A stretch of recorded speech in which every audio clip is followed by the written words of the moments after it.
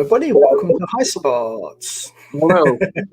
Hello. You may have noticed I changed the intro, and the reason being is that to me sounded like NWA 1980s, so I figured it was appropriate. Yeah, I thought it was familiar. Yeah, it's some generic music, but it sounds like the Midnight Express sort of music, so I figured it works for this show. So yeah, wow, which is all good fun. So how are we doing? Yeah, not too bad. Yourself? Like keeping busy, which is the main thing for me. So yeah, always fun. Been doing a bit of research, watching a few things, obviously for this show. We're going to talk.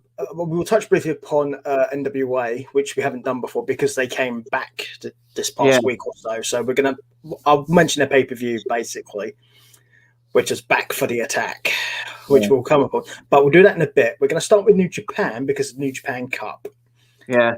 And we're going with this one because I know you have a particular strong view on this. So. Well, I mean, yeah, Will Ospreay won the tournament, which, I've not got a problem with.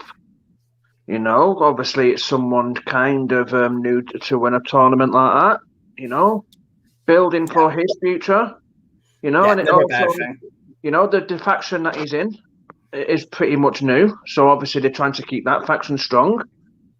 I mean, Jay White losing in the quarterfinals. Not got a problem as such with Jay White losing, just the guy he lost to. Yeah, but this is something I was going to touch upon. Do you think he's in the doghouse or something? Because it seems an odd person for him to have lost to. It's hard for me to say because it could be the fact that David Finlay's just won the tag team titles with Impact, with Juice Robinson. Maybe it's a case of trying to keep him looking strong. I know that Jay White and David Finlay have had a history in the past. Is it something where that they're going to try and keep that history going? I don't know. That's true. They could be building a feud here, maybe. Yeah. So there's always a possibility of it. I mean, we have nothing against Finlay. We don't. No, absolutely not. No. It's weird. We can't quite see why. I've got nothing personal against Finlay, like you say. It just doesn't strike me as a sort of person that should be beating Jay White. By all means, lose to someone like Will Ospreay, Takagi Shingo, a Sanada, Okada Kazuchika. Anyone of that ilk, yeah. Yeah, I mean, I get you. I mean, to be fair, it's strictly mid-carder. It's like, let's put it this way. Someone on the top of WWE, for instance, someone like Roman Reigns. It'd be almost like someone like him losing to someone like a.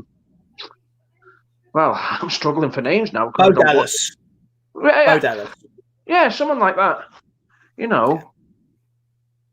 Because in WWE terms, those guys are treated very differently, and wrongfully so. But again, that's a WWE thing.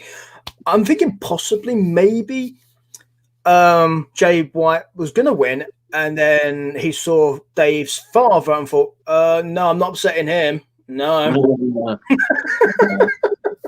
To be fair, I wouldn't want to upset. I don't know. With Jay White's character, he's not that type of guy. He can, come up with a multitude of different characters. He can play the cowardly heel, the arrogant heel, but technically speaking, he's at the top of his game. Yeah, it seems a weird time, but I would say, would it really help him if he'd lost to Ospreay in the final, though? I don't think it'd hurt him as such. Not really. I mean, I just find it strange that the fact that he was, I don't know if you'd seen the little angle that he pulled a couple of months ago. Oh, is this the one where he disappeared off a telly? He disappeared, yes, he's done, and then he come back. I figured it was just one of them where he was going to come back and he was going to go on a big strong run and go from there. So I actually did wonder whether it was possibly a fact of maybe his contract was expired and they kept him off to see what they could do with him, maybe. I mean, as far as I'm aware, he's contracted till 2024. Because New Japan contracts tend to run out at that point in time, is what I mean. Basically, it tends to be like the end of the end of a year, usually, or the beginning of a year, which might maybe think. But no, I mean, if he's still under contract, then I don't know. Maybe it was an angle thing, and maybe the angle got dropped. Could be, or they've got something planned because they've got a few big shows coming up in the next couple of months. I mean, you've got like starting next week, you've got Sakura Genesis coming up. So we were going to touch upon that because obviously by winning the tournament, Ospreay now faces Ibushi. Yes, versus Ibushi Kota, so that's going to be an interesting one. Yeah. So looking forward to that. Yeah, I think it'll be a good. You know, I'd expect Ibushi Kota to hold on to the title though, because I don't think it's time for him to lose it yet. I think we all do, but I think maybe the idea of this will be to make Ospreay look good, but he will come up short. Then you look at it on the flip side of it. There is, and I'm not sure which show it's going to be, where they're going to reveal the new member of the United Empire. That's going to be an interesting one, and I have absolutely no idea who it could be. I'm not sure if it's going to be a complete outsider who's going to come in, or if it's someone already on the roster. I don't know. I would throw this at you, and it's a wild throw. With this whole Forbidden Door stuff opened, it could possibly be someone that was there before, maybe an AEW guy. Would be. One name I thought of was Marty Scurll.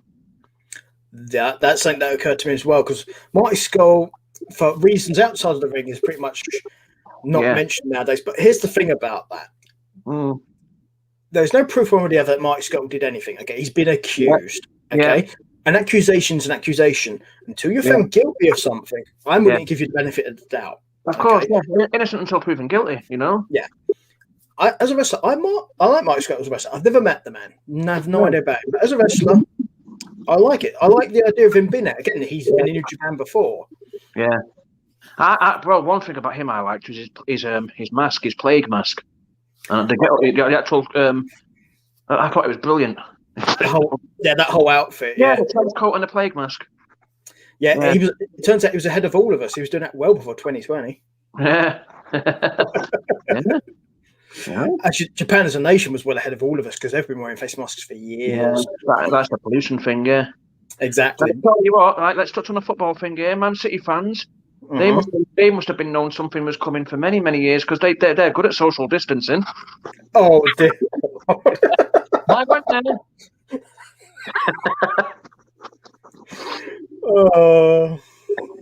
I went there. I figured as much. I mean, to be fair, wrestling fans as a whole have been social distancing because most of them aren't allowed in the stadiums. No. Or the venues. Well, it's hopefully it won't be too much longer before we see crowds back.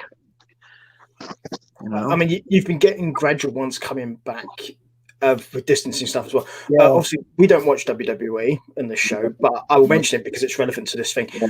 WrestleMania this year is going to have 29,000 fans that are socially distanced in attendance in an outdoor stadium. Bear in mind, this is in a place where they don't really care about stuff. Yeah. So, where is WrestleMania from this year? America. Yeah. I mean, is it? I don't know what state is it? Cali?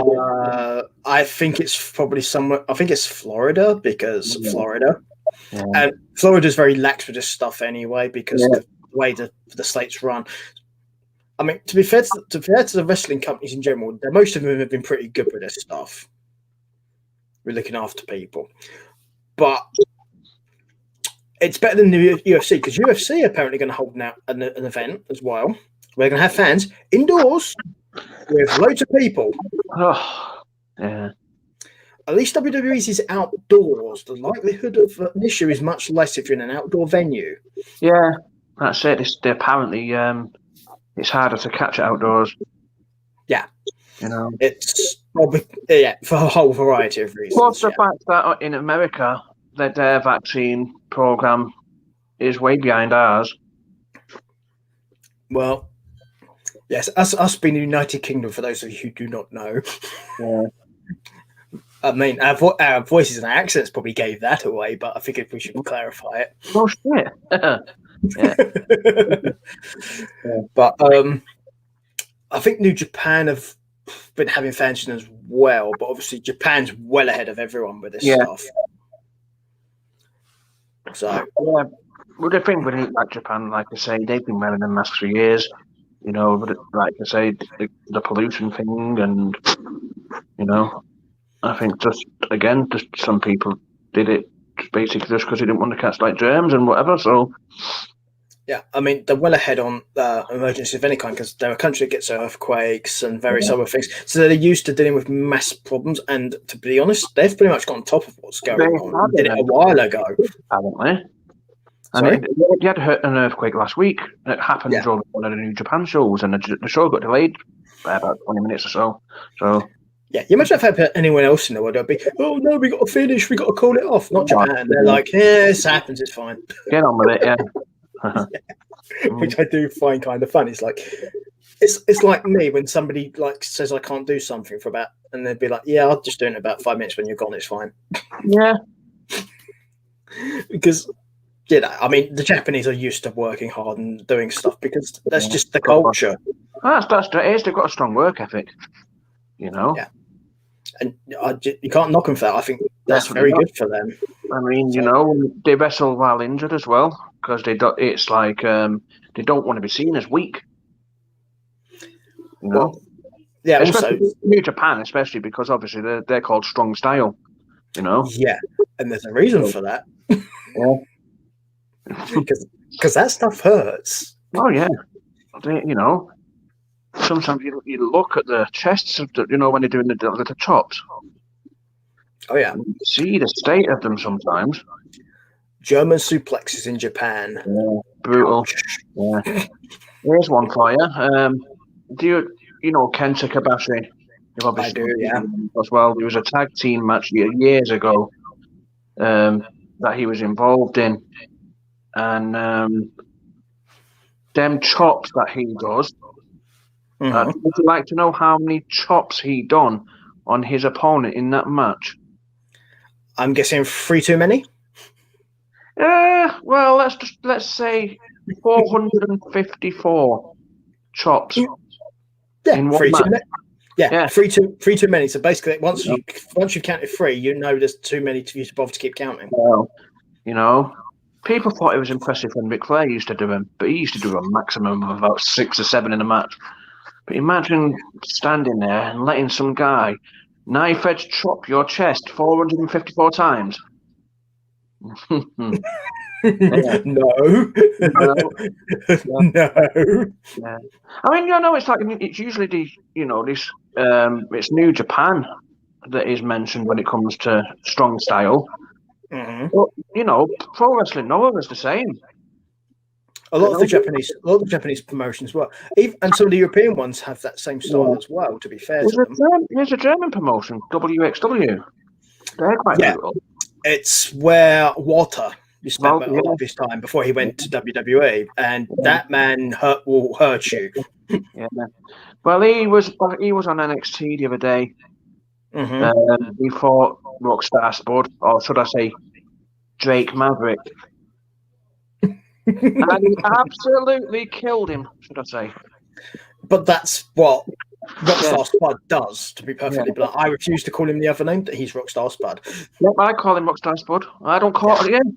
That's another thing that people, you know, who watch the show might understand as we go, you know, the more and more shows they watch, what I'm on, is I'll always call them by, you know, names that I knew them as.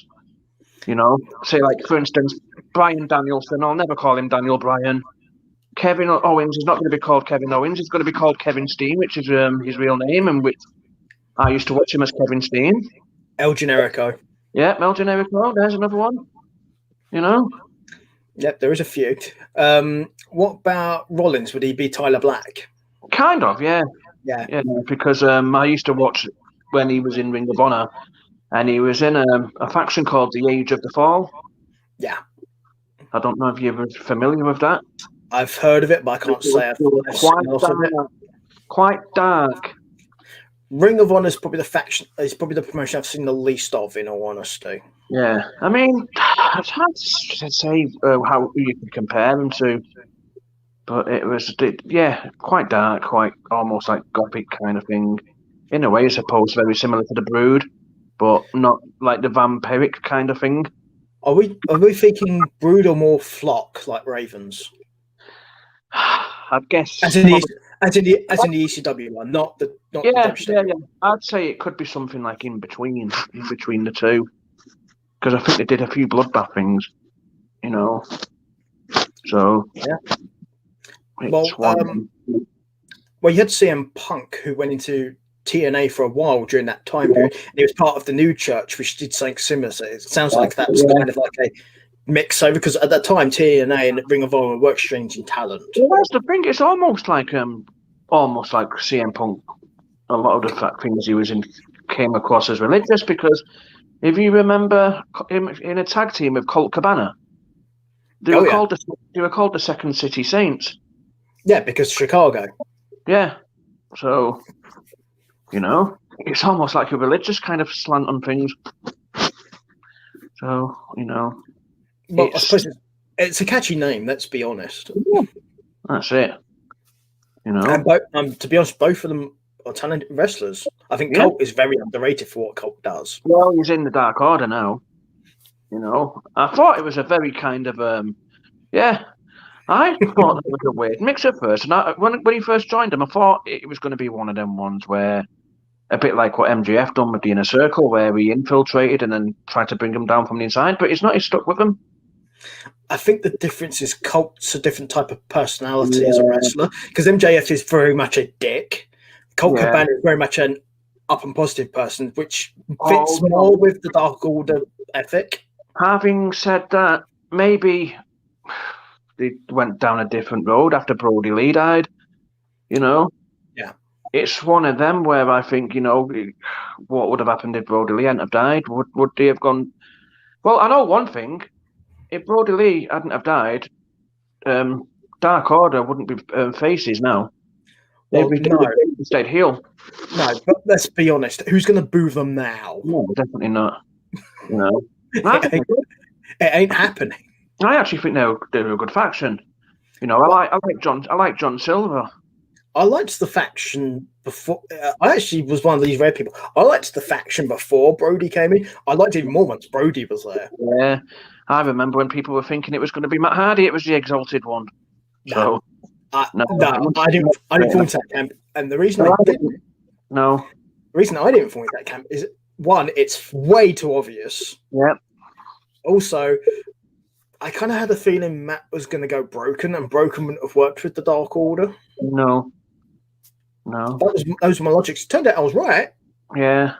But apparently it was considered, though. Yeah. Yeah, I think it was one of the ones where they possibly changed their minds at the last minute. Quite possibly. And I think rightly so. Bear in mind how it transpired. Yeah. Because Brody... Yeah.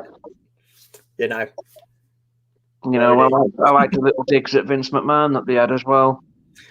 Oh, yeah. The thing is, those digs only work if the right person does them. Yeah. And Brody was the right person to do it, considering what had gone on. The rest of them need to knock it off, in all honesty. Yeah. Brody had a legitimate reason to do what he did. Yeah. Okay. The rest of them are just being petty. Yeah. So that's my opinion of it anyway. Yeah. So you're right. Yeah. Although I will put it this way, by the way, considering it's Friday, you know what that means. Yeah. I think we should probably start saying things like that, because Brody, whatever anyone may think, Brody was a talented guy, and it's a big loss. Yeah, of course it is. Yeah.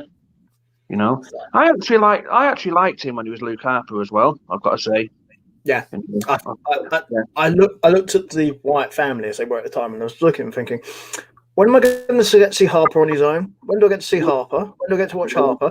And that was literally everything. I was like, when he became their champion, I was like, yay! And then they go back to Ziggler. Oh. Yeah. So I'm glad he at least got a run on his own, but I wish he'd got longer. Yeah. It is. It's like, I think he could possibly have gone to the top in AEW. I wouldn't have been surprised. I think probably within the next year or so, he probably would have been. Could definitely have challenged for that world title. Definitely. I definitely think he would have probably had that TNT title back at some point. Yeah, I think. So, it's one of those because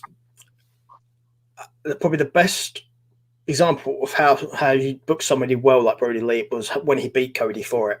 Yeah. He battered the living crap out of him. Oh, absolutely. It was almost like a squash match, that. Yeah, and it's believable that Brody could do that. Oh, shit. Look at Brody Lee. Yeah. Mm. So, but let's see. Well, we kind of transitioned to AEW anyway from the New Japan talk, so we will touch upon this. Did you see the unsanctioned lights out match for the ladies? Rosa versus Britt Baker. What did you think? I thought it was really well put together. I thought they did a good job. I think it was good. And not just the actual the match itself. It's sort of like the aftermath as well. Leading on to further things. I like the fact that they let them do everything the men would do. Yep. Which I think is an important thing to explain is, yes, you can do this too. It's not just for those of us who have dangling bits between our legs. Yeah. It's you talk about equality and that kind of thing. It's a case of, let the women portray themselves as equals. Let them say, whatever you can do, we can do. I would say give them the opportunity. Yeah. If they fail, they fail. They succeed. But at least people should be entitled to that chance. Now, I know you're not the biggest Britt Baker fan, but I'm not. And this didn't change my mind either. No. I'll get onto why in a minute, but I'll let you finish. But Thunder Rosa, I think they are really pushing her to the moon right now. It's funny you mentioned Thunder Rosa because she's going to come up when we talk about the NWA in a bit because she was on back for the attack. But yes, I like Thunder Rosa. I like how she is. She's good. There's somebody who started off very recently in wrestling with very little experience and has clearly learned and progressed very quickly. Mm. The exact opposite to Britt Baker. I'm wondering who actually trained her because I've not actually looked into it, but whoever it was that trained her have done a good job with her because, she's quite slick in the ring, She was in Lucha Underground. She was called Cobra or something. That's one but I never really got to see. I think I might have seen 1-2 episodes. I'm not too sure it'd be your thing, to be honest, because it was very much almost a drama series than wrestling. Because a lot of the talent from the independent promotions were in Lucha Underground at some point around because they all had roles in it. Penta was in it, Phoenix, Archer, Morrison, Rosa. Yeah. It's a big list of them who are. There's a couple of the promotions that I've not seen an awful lot of, which I would obviously need to look at more. It's like NWA. I've not really seen much of their stuff recently. Major League Wrestling's another one. So they are putting on good shows. Yeah, the thing with NWA is they've only just started doing stuff again, so you could be excused for that because they've literally just done something last week or so. Yeah, I didn't catch the pay-per-view yet, so I'll have to look into that. Okay. The thing is, I know who won what, so no, I don't need to worry about being spoiled or anything because it's something I've not really looked at, so it doesn't bother me either way. I know the names that are involved. I know that Nick Aldis is involved, and so it's people like that. Exactly. So, what I'm gonna do, seeing as you're there, I'm actually gonna check up on. We're gonna have a look and see who actually trained Thunder Rosa because I'm curious now. Yeah. So just give me a second while I look it up, and what I'll also do in the meantime is ask you. Yeah. Is do we think there's too many Sting interview segments? Dylan Drake and Matt Carlos. Can't really say I've heard of them, to be honest with you. Well, that's who trained her. So, but they did a good job. Well done, guys. Yeah. But I think there's far too many of these Sting segments. Every week on Dynamite, it's we're going to talk to Sting. Next week, we're going to talk to Sting. without an end product. I mean, finally they actually got around to doing something because Archer came out for one of them, which thank God. Yeah. And then Team Taz came out as well, and this is what I'm going to touch upon, right? Team Taz came out. This was after the street fight happened. Yeah. And Brian Cage grabbed the mic from Taz, fronted up to Sting, and he went, Ricky Starks might think so, but I think you're still the icon. I respect you. And walked off. But then on Dynamite, there was absolutely no mention of it. I don't get it. Yeah. Absolutely, unless it's going to be one of them slow build things. It has been touched upon on some of the other AEW shows. There's been stuff on Dark and Dark Elevation. Yeah, I've not seen Dark. I didn't watch Dark this week. I watched the Dark Elevation, but I didn't actually watch Dark. Okay, well, I've actually seen both of them, so there is stuff on those shows about this. Yeah. There's not major progression, but there is progression. Yeah. I don't mind Dark Elevation, actually, because at least on that, some storylines progress, whereas on Dark itself, not a progression, it's just, I don't know, a filler, really. To be honest, the only way to really watch, the only reason to watch the straightforward Dark program is to Taz and Excalibur take the piss out of everything, because that's pretty much what they do. And when you get Brody Lee Jr. on commentary, that's hilarious. Yeah. But for the most part, there's not a lot of stuff that's particularly relevant. But Elevation, yes, it definitely is. What do you think of Tony Schiavone and the Big Show as a commentary duo? Did you watch it? I think they've got good chemistry, to be honest with you. I was a fan. Yeah, I think they've got good chemistry. I think, I like some of the, I touched upon it the other week about Big Show, didn't I? Paul White, should I say, now. No more BS. No more BS. No more BS. Yeah. I said that, that he comes across as quite a funny guy. And some of the things that he said in the commentary did make me chuckle. Did you catch the line he said about, back in my day, I was quite the cruiserweight? Yeah, I did. Yeah. The thing is that anyone who actually has the WWE Network, and I implore you to do this to get an idea of how that's not so weird as it sounds, go to early Giant stuff when he was the Giant. There is a segment where he chases after the Horseman and he jumps over the top rope and it's almost flying over the top rope. Yeah. He was like a luchador chasing people as he left the ring. Yeah. Somebody that size should not be able to do that. You've seen him throw drop kicks as well, so yeah, it's not as weird as it sounds. It just sounds funny when you've seen him only in the cartoon company for 20 odd years. Well, I've been going back and I've been watching sort of like the Night Raws and Nitros in chronological order. And when it comes to the WCW at the moment, it's sort of like the week after Goldberg beat Hogan for the title. So that's the point I'm at there. Okay, yeah. I'm with you. And on the Raw part of things at that point in time, it was where it was Undertaker in cahoots with his brother Kane. You're actually at the point where the ratings start to switch around. It started to switch. Yeah. So, also, you're at a point in time where people actually wanted to see Goldberg. Yeah. I mean, I was thinking to myself last night, right, when I was watching a WCW, it was on the show that I watched, Goldberg defended his title against Kurt Hennig and literally squashed him in about a minute. Yeah. Right? And you got the old Goldberg. Has there ever, at any point in WWF, at any time, has there ever been sort of like that kind of noise from the crowd for one wrestler where it's just constantly chanting his name? Possibly Austin. Possibly. That would be possibly it. Yeah. Because for me, they was really invested in him with Goldberg. Yeah, that's how you push somebody like that. The problem is ultimately they fumbled and dropped themselves because of what they did. Oh, and also, the show that I watched last night was the very first show where they actually showed Goldberg being led to the ring by the security. Because you remember at the time before he won a title, it was just he'd just show up on the stage.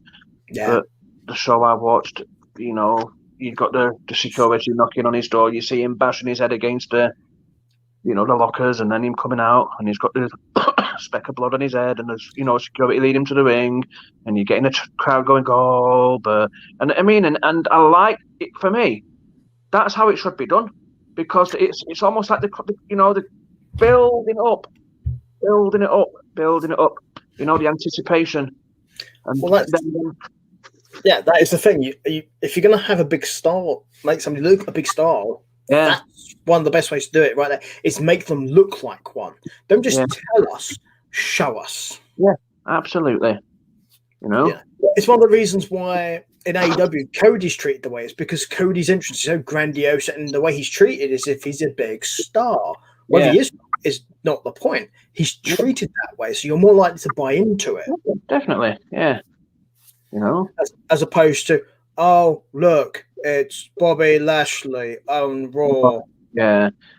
Yeah, it's what I mean. It's sort of like when I look at the reports for Raw and SmackDown on the Wrestling Observer website, I look at it and I think, there's a reason why I don't watch it these days, because nothing grabs my attention on it. I mean, I'll look at the reports to see if there's anything where I can think, oh, do you know what? I'll just go and have a look at that segment, and I can't even remember the last time it was.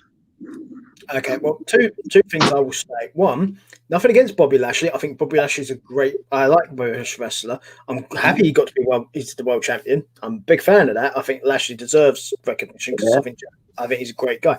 My second one being, there is something to watch on WWE programming. This was from Fastlane. How Alexa Bliss pinned Randy Orton. Yeah, I read that, yeah. 5 stars. 5 stars. Yeah. I don't get it. I really don't. What are they leading to with this? No idea, but we don't care because not our show. Yeah, not my show, no. Yeah. Okay, so I'm curious what you think. Christian Cage. Yeah, I mean, his first match against Frankie the Future Kazarian, I think will be, interesting. I think it's a good, safe person for him to work with as well, especially if he's still got any issues, because Frankie's a very safe pair of hands. Yeah. So he's not like to get like some of the issues you might get. For instance, you couldn't really. I personally would not have him start off. Say, for instance, I know against Archer or Penta, for example. Oh, definitely not Archer. Definitely not Archer. Yeah, you see my point, right? So, Or I just think somebody like Frankie's a good choice because I think he can take care of him. I mean, him or Daniels would have worked, either one of them. Yeah. But, I mean, you wonder, will Kenny Omega kind of get involved in that match? Yeah.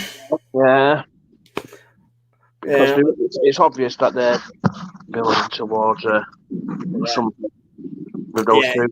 The fact you brought up that name pretty much, I was going to talk about that in a bit, but I'll talk about it now. Basically, what I have to discover after watching this week's Dynamite is every time Omega or Callis comes out, or if they come out together, my immediate reaction is to fast forward. Yeah. And that's a bad reaction. I don't get why they're using Callis as Omega's mouthpiece, because, Omega is good on the mic. He doesn't need Callis, I would argue that about Omega being good on the mic, but that's my personal opinion. But Callis has, pardon my French, he has fuck off heat with me. As in, fuck right off. That was my feelings on Vicky Guerrero, in all honesty, and it's still the same now. The thing is in AEW with Vicky Guerrero, I understand why she's there at least. It makes sense to me. Whether you like what she's doing or not is another thing. I understand her purpose being there. Yeah. I don't understand why Callis is there. No. Definitely not. Give me a reason why he's there. I mean, I still don't get the thing about how he brought him up when he was younger and all this business. He's. That's legit. It's not. That's not storyline. That actually is real life. Yeah. Because Don knew Kenny's uncle. As did Jericho. Something I wasn't aware of. So. Yeah, it's a legit thing because Kenny's uncle, for those of you who are not aware, is the original Iron Sheik. Ah. So that's the connection. So actually, it's a legitimate thing. He's known him since he was very young. Right. And Callis and Jericho have known each other for quite a long time as well. That's legit. Every day. So, but that. I think that's why they keep bringing that up, because that is actually something that's actually based on real life. Yeah. So, I mean, so to extent, I get why he's around Omega occasionally, but why does he come out for everything? He doesn't have to. Me too. He really doesn't. Also, he doesn't need to speak. No. He can fuck off back to Impact. Thank you very much. Yeah. I mean, I don't think Omega's great on the mic. No. I think Omega would be better on the mic, and this is a thing I have, because having watched a lot of Omega matches, get him to do his promos in Japanese, and the reason I say to do this is he can make out, you Americans and everyone else, you're not good enough, you don't recognize me for being what I am.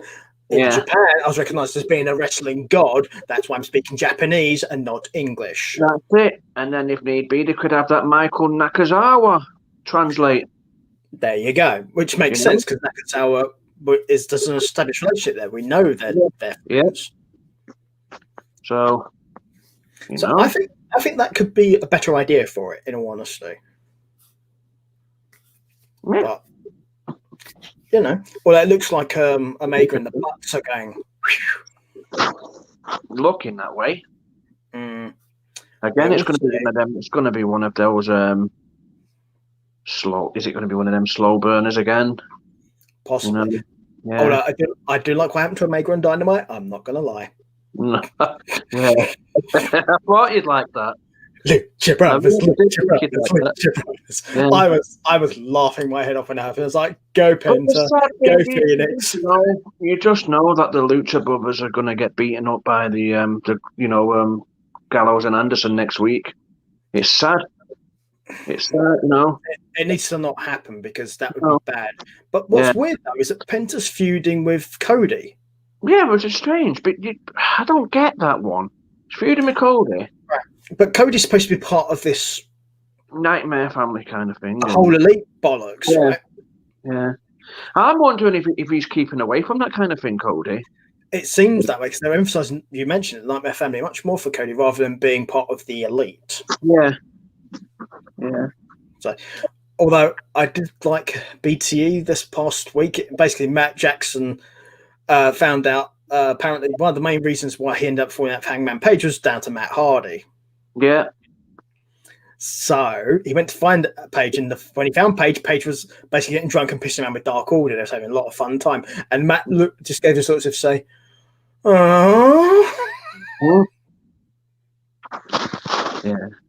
See, again, there's another one that I like, Adam Page. I'd like to see him with a world title. I think that's coming. He's actually the number one contender. Yeah. This was unveiled in Dynamite, because when his graphic comes up, it said, and I quote, "Has friends in dark places unless it says number one contender." Yeah. But it was very small, so you very barely noticed it. But I think they're going to hold that off for a while. I thought they were going to go down that road, because that's why he didn't win the title last year. And I think that with AEW, they kind of think long term. So that obviously, I'm wondering if, the tensions that Omega and Adam Page had when they were the tag team. Yeah. This could kind of tie into that. And maybe the culmination of it all is Adam Page taking the title from Omega. I have a suspicion that Adam Page's arc has been going since he lost to Jericho in the first world title match. Yeah. And it's still going on. There's been some alterations. I think the main one being because Brody died, because I think that would have been a part of his story at some point, but obviously not now. But I think eventually he will face Omega. But I just don't think it'll be too soon. No, I think more in what I'd say. More in the winter months, maybe. Omega will keep this title for quite a while. Well, you've still got other pay-per-views to go. Double or Nothing's in May. Then you've got All Out. All Out. And then you've got Full Gear later in the year. Yeah. So you've got any one of those. Plus, by that point, you could also possibly have full stadiums. And don't forget, you've also got Fight for the Fallen as well. I think they're doing that this year as well. So, well, yeah, last year's Fight the Fallen was really sad because I wanted to go because it was going to be here. Yeah. No. That sucked because fuck you, COVID. Yeah. Because it was supposed to be when Cage and Moxley fought, and I wanted to see that. Yeah. Because I think it would be good, fun just to go because I've never managed to get to a proper live pay-per-view like that. So I think it would have been good. Yeah. So, but hopefully next year. I'm guessing because I don't think it'll be this year. No, probably not this year. But I'd like to get to a show of theirs.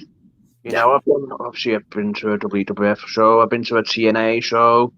You know, so AEW. I was going to say, don't get me wrong. I think there'll be a Fight Fest and Fight for the Fallen this year, but I just don't think they'll be outside of America. No, yeah. So, but there are also other things. Yes, you could definitely do stuff with, definitely. So, but that's one of those fun little things I think is going to happen. Let's see. Darby Allin kept his title on Dynamite against Silver. I liked this match. Unfortunately, it looks like Silver may be injured. Yeah, unfortunate. You know, but nice match, and it ended in a good old-fashioned brawl. Yeah. Only thing that was weird for me about it, you had a brawl with all those people. I expected Archer to come out and attack Sting. Yeah, I thought he would do. I was waiting for it, especially with the promo he gave earlier in the show. Yeah. And the interesting thing about Archer and Sting is the fact that Jake Roberts has had history with Sting. There's a long history there as well. Yeah. And even before Sting turned up, him, Jake, and Archer were swapping tweets around on the Twitterverse. Yeah. So there's definitely something there. I think Archer against Sting could be an interesting match, in all honesty. I think so, yeah. So, and I think it would help Archer a lot to have that kind of a program because he's kind of been waylaid. Yeah, I think so. And you need to reestablish Archer as that big, dominant ass kicker, essentially. Well, he played that role when he was in Suzuki Gun in New Japan. He's basically like an enforcer. And he's very good at it. Yeah. You know? So, it's funny, bearing in mind, because me and you both watched TNA in its earlier days. It'd be like, you imagine looking at Lord Toint and thinking, in about 10 years, you'll kill people in the ring. That was back when he was in that rock band with Jimmy Rave, was it? That's it. You got it. Jimmy Rave, and then you had Christy Hemme there. Yeah. What was the group? What was the Rock and Rave Connection? Rock and Rave Connection. That was it. Yeah. Yeah. Just think, it just goes to show you what can happen. Yeah. You know. I mean, you look at wrestlers like that. I mean, another one who's had that kind of drastic transformation, if you look at it, is Eric Young. I mean, look at the difference between him and TNA and how he is. I like Eric Young. Yeah. I really like Eric Young. Big fan. Yeah. It helped that he's a great wrestler as well, but I think some of his characters, have been, Yeah.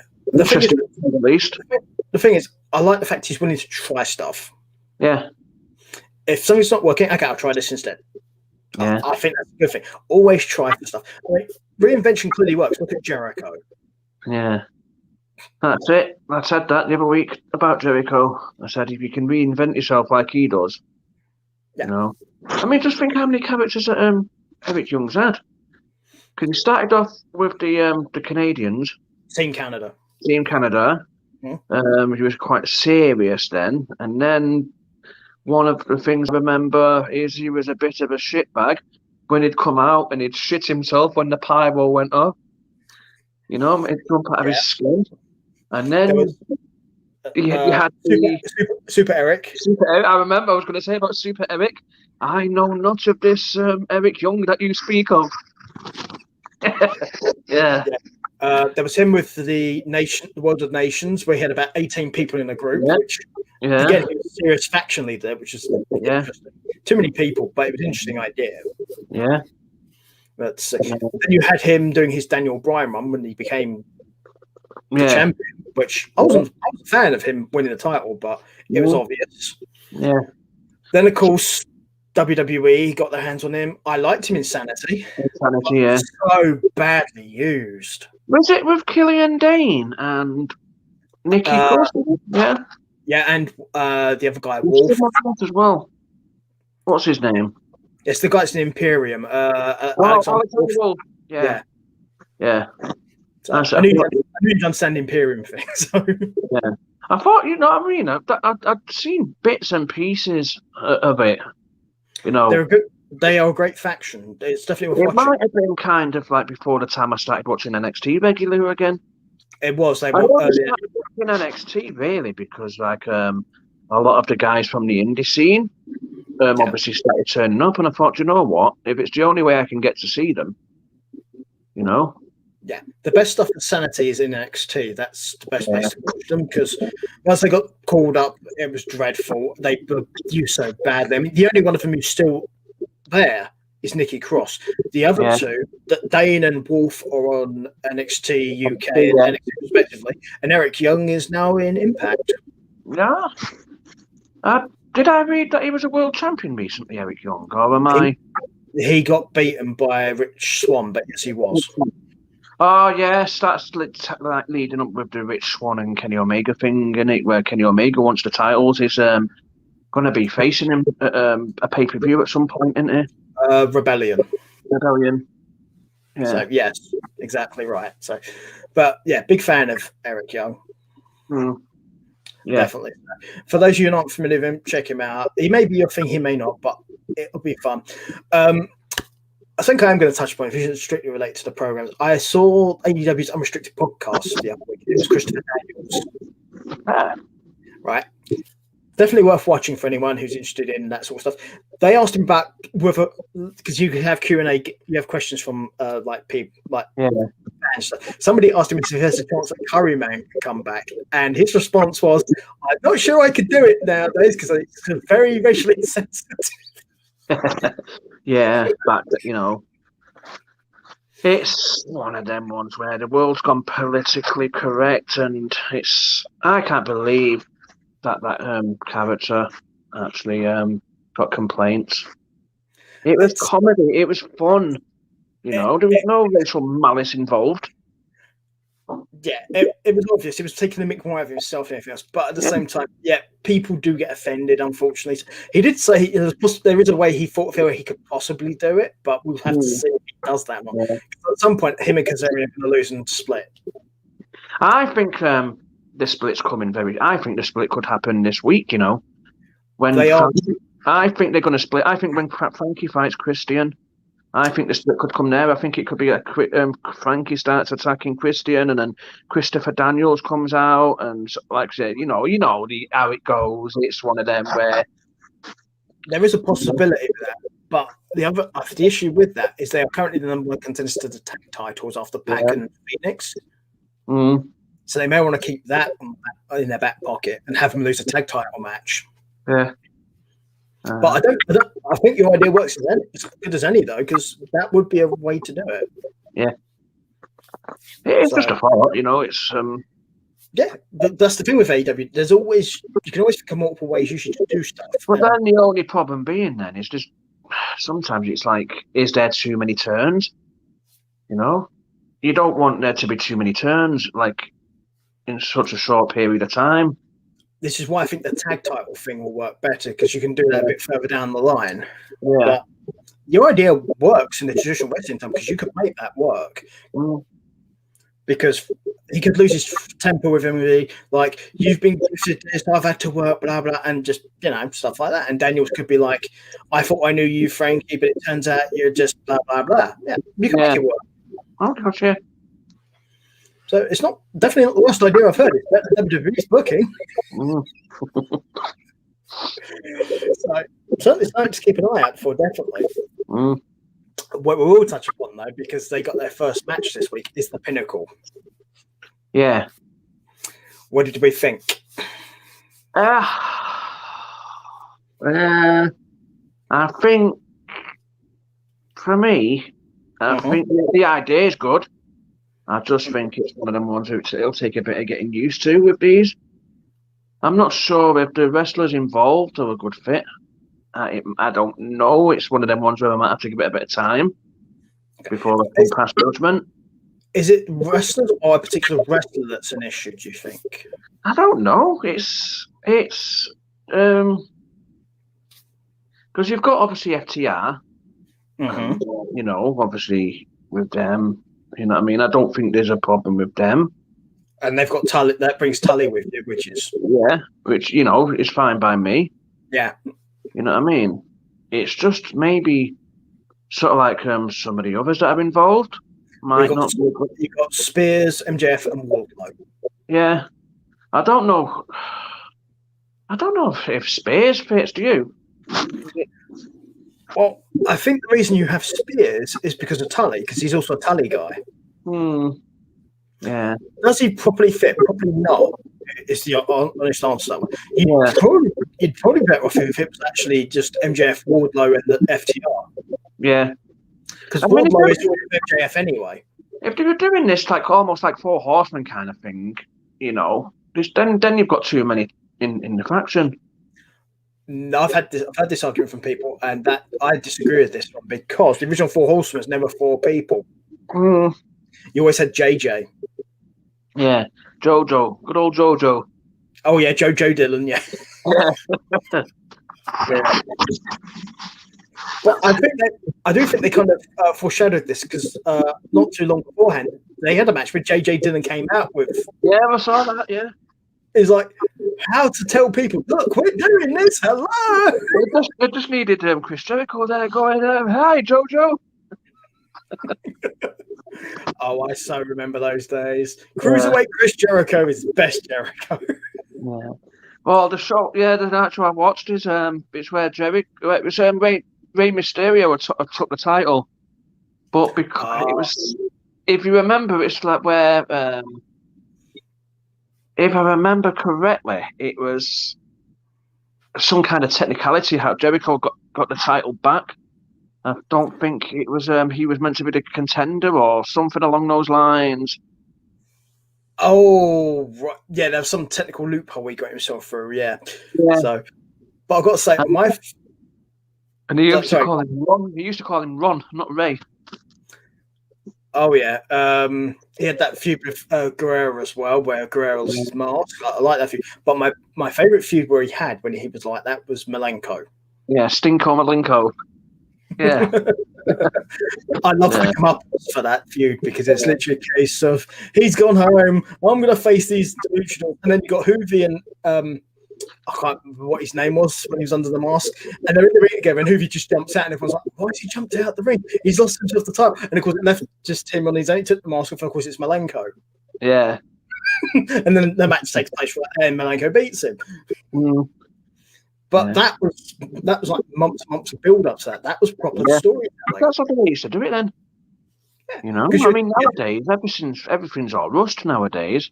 Yeah, you had Jericho on TV taking the mick out of his brother, out of his dad, and about the fact that Jericho doesn't look like his dad or him.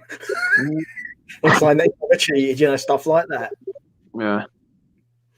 So, but that I did like that. That was a good feud. But I think that actual event happens. The Battle Royal, when the match in question happened on a pay-per-view, though, not a Nitro.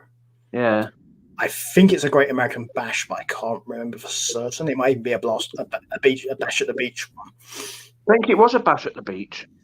It's Mysterio took the title off him, and then the next night it was where Jericho come up. He'd been reading the rule book, and you know, I think it's be 98 or 97. If it's when you've been watching it, it'll be 98 then. Yes, 98. Yeah, July 98. Yeah, so it'll be a Bash at the Beach. Yeah. So timeline wise, that's what lines up. Yeah. So, but yeah, definitely all fun watching. But the thing with the Spears thing with Pinnacle is it because I think this may be a thing. I don't think it's necessarily Spears. I think it's he needs to have been built for this to work. Yeah. Because I think Spears is talented. I just used to work. I just don't.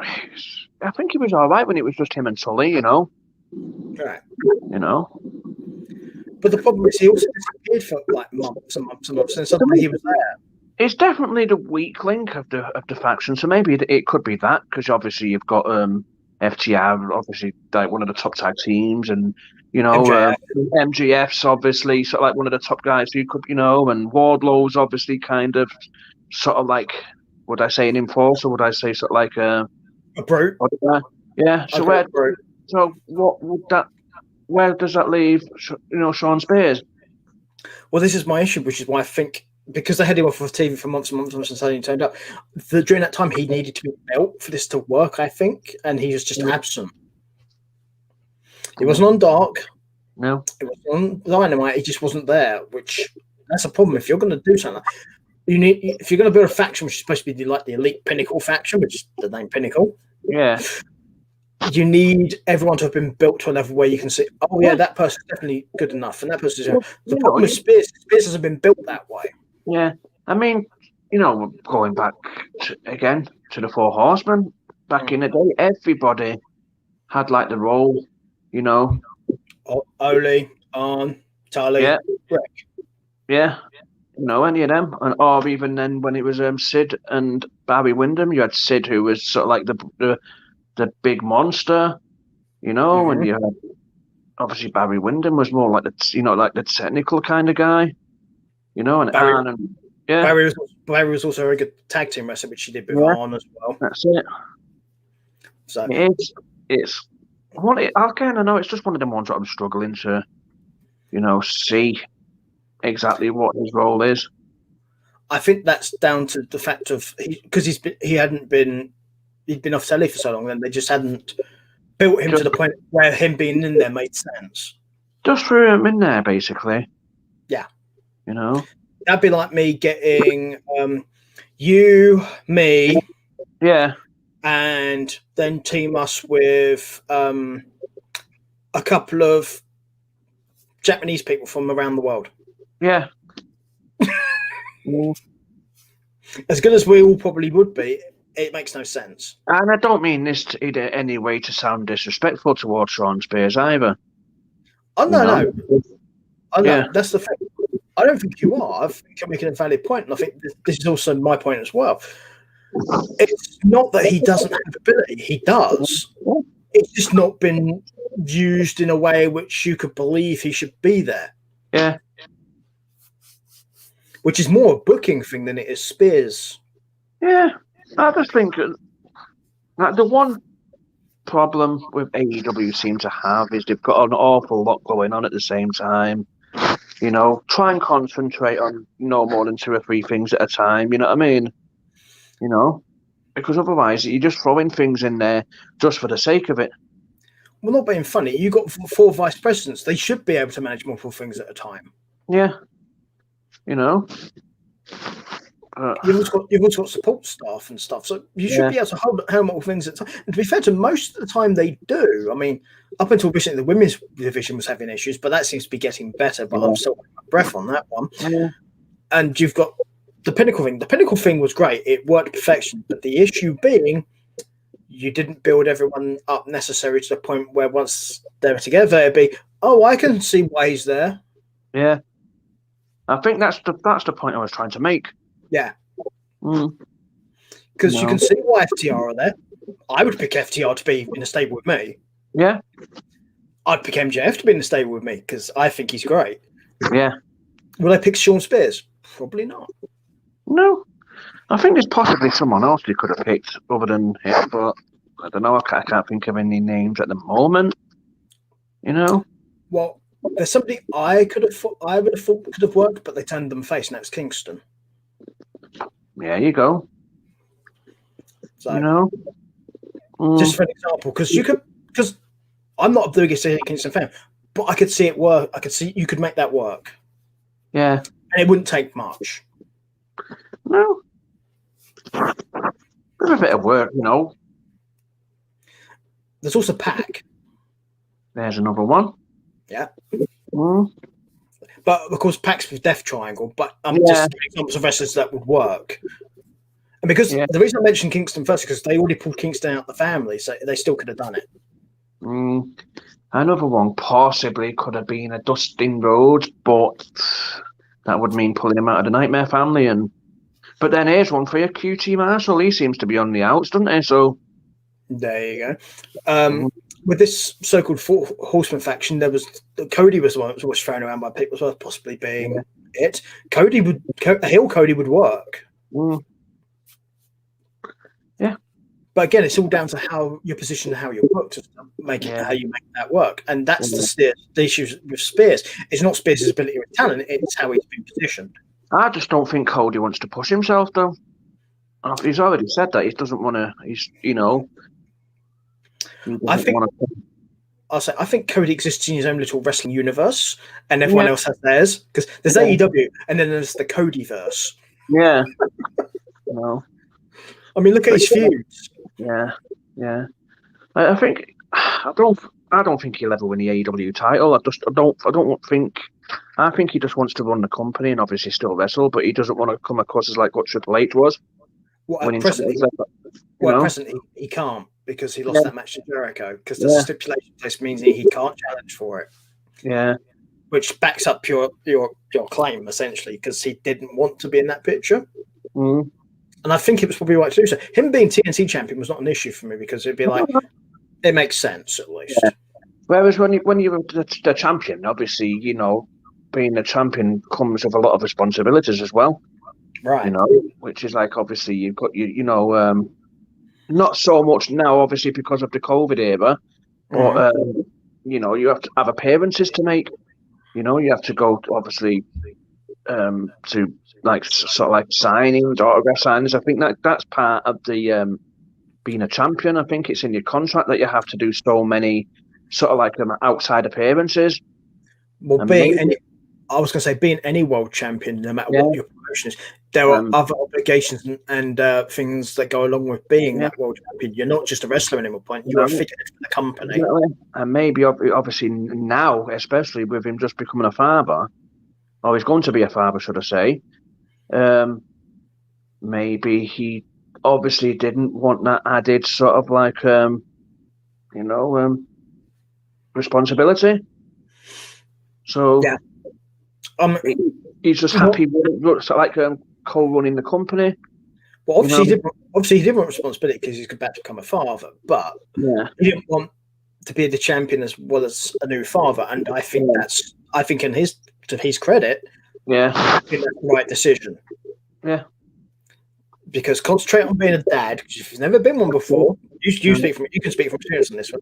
I'm sure it's an adjustment. Of course it is, yeah. Yeah. So, because you have children, I don't, so you're much more better to talk about becoming a father. Yeah, your time's not your own when you're a father. So obviously, I think he made the right choice. But I mean, in time, there's always a way around that thing, where he could never, did they get round these all the time? Well, here's the thing with that. With the stipulation thing, it was made when Jericho was champion. Now, I'm pretty sure Jericho, when he comes back, is going to be a face. Jericho can just turn around one day when it's if it's because it's the MJF thing, right? Yeah. So Cody could end up changing MJF, and Jericho could say, "Oh, but you can't change for the title." Jericho comes out and goes, "Well, you know something, MJF. He said that to me. I know I can overturn that. Cody, you can now do it." There you go. Yep. See, it's a historical thing, this as well. When things like the loopholes, I can go right back to when Randy Savage lost the retirement match at WrestleMania 7, and he was back in the ring literally months later. Just around Survivor Series, yeah. Well, technically speaking, he was actually in the ring days later because he was doing house shows, wasn't he? So, but but no one wants to know that one. But yeah, it was like leading up to that year Survivor Series, wasn't it? It was It was him and Jake. Jake Roberts, yeah. Because the Jake crashed his way, blah blah blah, And we got that iconic moment of when the snake bit Savage. Yeah, good. But yeah, that's the kind of thing, there's always these loopholes that they just suddenly find. Yeah, here's the thing though, when you do something like that, as long as it makes sense and it works, I don't give a shit. No. Just don't treat me like an idiot. Definitely not. Explain it, make it make sense, and then I'm good with it. Don't care. Loser leaves town matches. I can think of, you might remember this yourself when Brian Pillman lost to Loser Leaves Town in WCW and he was back again 2 months later. Yeah. So, yellow dog. Yeah. So, yeah. But there's always DDP lost a loser must retire match to the Booty Man since 96, and he was back months later. Yeah. Ric Flair. There's been many people that have lost these kinds of matches. Yeah. Like the retirement match against Shawn Michaels. I'm sorry, I love you. Quack. And then he wrestled, but then when he wrestled in is it TNA, apparently, apparently he asked Shawn, would it be okay? And Shawn said, I've got no problem with it. It's not the same promotion, Apparently, though, Flair regrets doing the TNA wrestling, and I can't say I blame him. No. Well, saying that, there is one thing in that run he had in TNA where it involved him wrestling, which I adore, and that's him and Jay Lethal. Yeah. Yeah. You need to watch them have a Ric Flair promo off. It is the funniest thing you will ever see. Was that when Jay Lethal had this sort of like Macho Man gimmick? Yeah, but what happened for this particular thing is he can also do Flair, and he does it very well. And he was mimicking Flair, and it's hilarious. Just do a search for it, or go to the Impact app because it's on there as well. You want the Lethal Flair promo off from TNA? It's amazing. Because I must admit, he did the Savage one spot on, absolutely. With Savage's blessing as well. Yeah. But great Savage impersonator. Yeah. Really good. Yeah, does a very good Flair as well. Yeah. And talking of the impersonating, the Raw that I watched recently, the old one, was when it was the first time you saw Jason Sensation. I'm not a nugget, I'm a black heart, damn it. Yeah. Yeah. Enough is enough. And it's time for a change. Yeah. A very unusable thing nowadays, considering something else that happened in that skit. Yeah. Waltman. Yeah. And that's what I'm saying about that. Yeah. But it was funny. Although I liked the Hunter Sean one of Vince and Shane. Yeah. And he's dancing with a man. Look at me, Dad. Look at me, Dad. Stop it. Yeah. And he just falls on his ass. That is hilarious. Yeah. Yeah. Some of these older promos and segments, though, some of them are just classically funny. You just don't get enough of those sort of things. You're going to be funny. Funny. Yeah. So, most people are too. If you're going to be funny, completely go into it. This is one of the reasons why a lot of people have an issue with R-Truth. I do not, because he's embraced being funny, and that's what he does. Well, that's his character. That's, Yeah, I'm fine with that because he's very clear. I'm funny. Yeah. Be obvious about it. Be over the top obvious about it. Be good. And he is. Whatever issue you have with him, he is a good wrestler. If you don't believe me, watch his TNA stuff when he was the NWA champion. Yeah, there's that, and then you've got the Free Life crew with him. Was Road Dogg and Conan. Kip and James. Yeah, that's it. Yeah, just for the ones who are watching the show, who was wondering who. That's why I had to say Road Dogg, so I didn't know who he actually is. We'll just say what his name is. Basically, it's the Road Dogg and Billy Gunn. Yeah. Free Life crew. It'll help anyone who's not familiar with it, so they know who they're looking for, basically. That was it. Did they call him the Suntan Superman in that? Yeah. Yeah. Yeah. And then, of course, those two on their own were VKM. Yeah. And that was not a dig at Vince McMahon by any stretch of the imagination, was it? No, it was not. Yeah. Yeah, so some of these things are definitely worth looking at, but most of these, the Impact TNA stuff, you'll find on the Impact app, or possibly do the search of the Evil Tube. Yeah. Obviously, WWE stuff, the network's good for that, unless you're in America, because Peacock apparently are screwing it up because the Americans get Peacock. I read something about that this morning. Actually, apparently they're editing stuff off some of the shows. Right. One of them I know about. I was like, obviously, this is we don't talk about WWE here, but I think this is important as far as content goes. Yeah. I mean, right. Okay. So yeah, Peacock obviously now is running the WWE network in America. In North America, let's be clear about that. Yeah. So Canada and United States, they are actually editing some of the stuff of their shows to be in line with their policies on what they can and can't show. One of the things that I know they've taken off of the network is the WrestleMania 6 match with between Roddy Piper and Bad News Brown, where Roddy Piper had one half of his face painted black and the other half white. It's half body. That's taken off. It's half of his body. Yeah, half of his body. Sorry. Yeah. Because I remember that match. Yeah. And there was something else that I'd read that was taken off. But it's a certain thing. Oh, yeah, when Hulk Hogan used the N-word. Oh, was it Vince McMahon used the N-word? Sorry. No, Vince McMahon used the N-word. I think it's Vince done it, because Vince said it to Booker T. To Booker T and used the N-word when he said, "What up my N?" What up my, that word. So I won't use the word. You can obviously, work it out for yourselves. But yeah, that's another thing that went off. Anything that's I also think that in time they're going to be taking off the stuff that was promoting violence towards women. So you won't be seeing. So I was going to say there is one thing when it comes to the women thing. Well, I'd be quite happy if they removed it, because it may serve no purpose at the time, and also I think it's really bad in hindsight, and that's the bit where Vince gets Trish to walk around on all fours barking like a dog. It served no point then, and it's worse now. Yeah, that.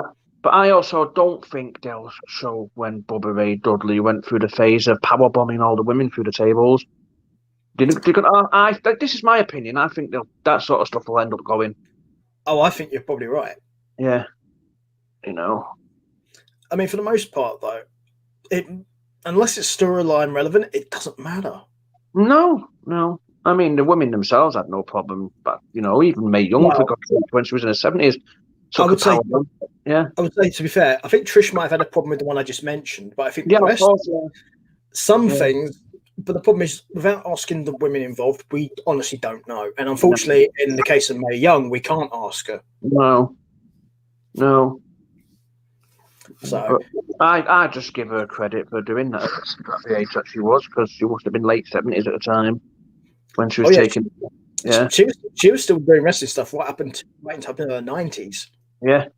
So I always remember her saying she was going to wrestle when she got to 100. She wanted to wrestle a match when she was 100. Yeah, she didn't quite make it, unfortunately. Didn't quite make it, no. But the thing is with some of that stuff is, in hindsight, some of it is ages very badly. Yeah.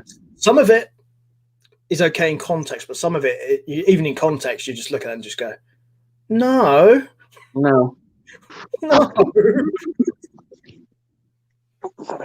Yeah. But the problem is when you censor one thing, you're going to end up censoring all the other stuff as well, because you could end up getting a bunch of women's matches all removed. Oh yeah, that's it. I mean, they need to be careful. They need to be careful what they take off. The problem is when you remove anything is, if you don't learn from history, you're doomed to repeat it. Absolutely. And this is a big thing in the world at large. People are trying to remove traces of everything bad that's ever happened so they can forget about it. The problem when you forget about things like that is they might happen again because nobody learns. Absolutely, which is, I know it sounds stupid this is a bit of a controversial one, actually. Go for Chris Benoit. Chris Benoit. Mm-hmm. I remember there was a time when they took everything of his off of the network. So it got put on back on eventually, but you couldn't search for it. Yeah, and I know it's for me. I disagreed with them taking that stuff off because you can't change history.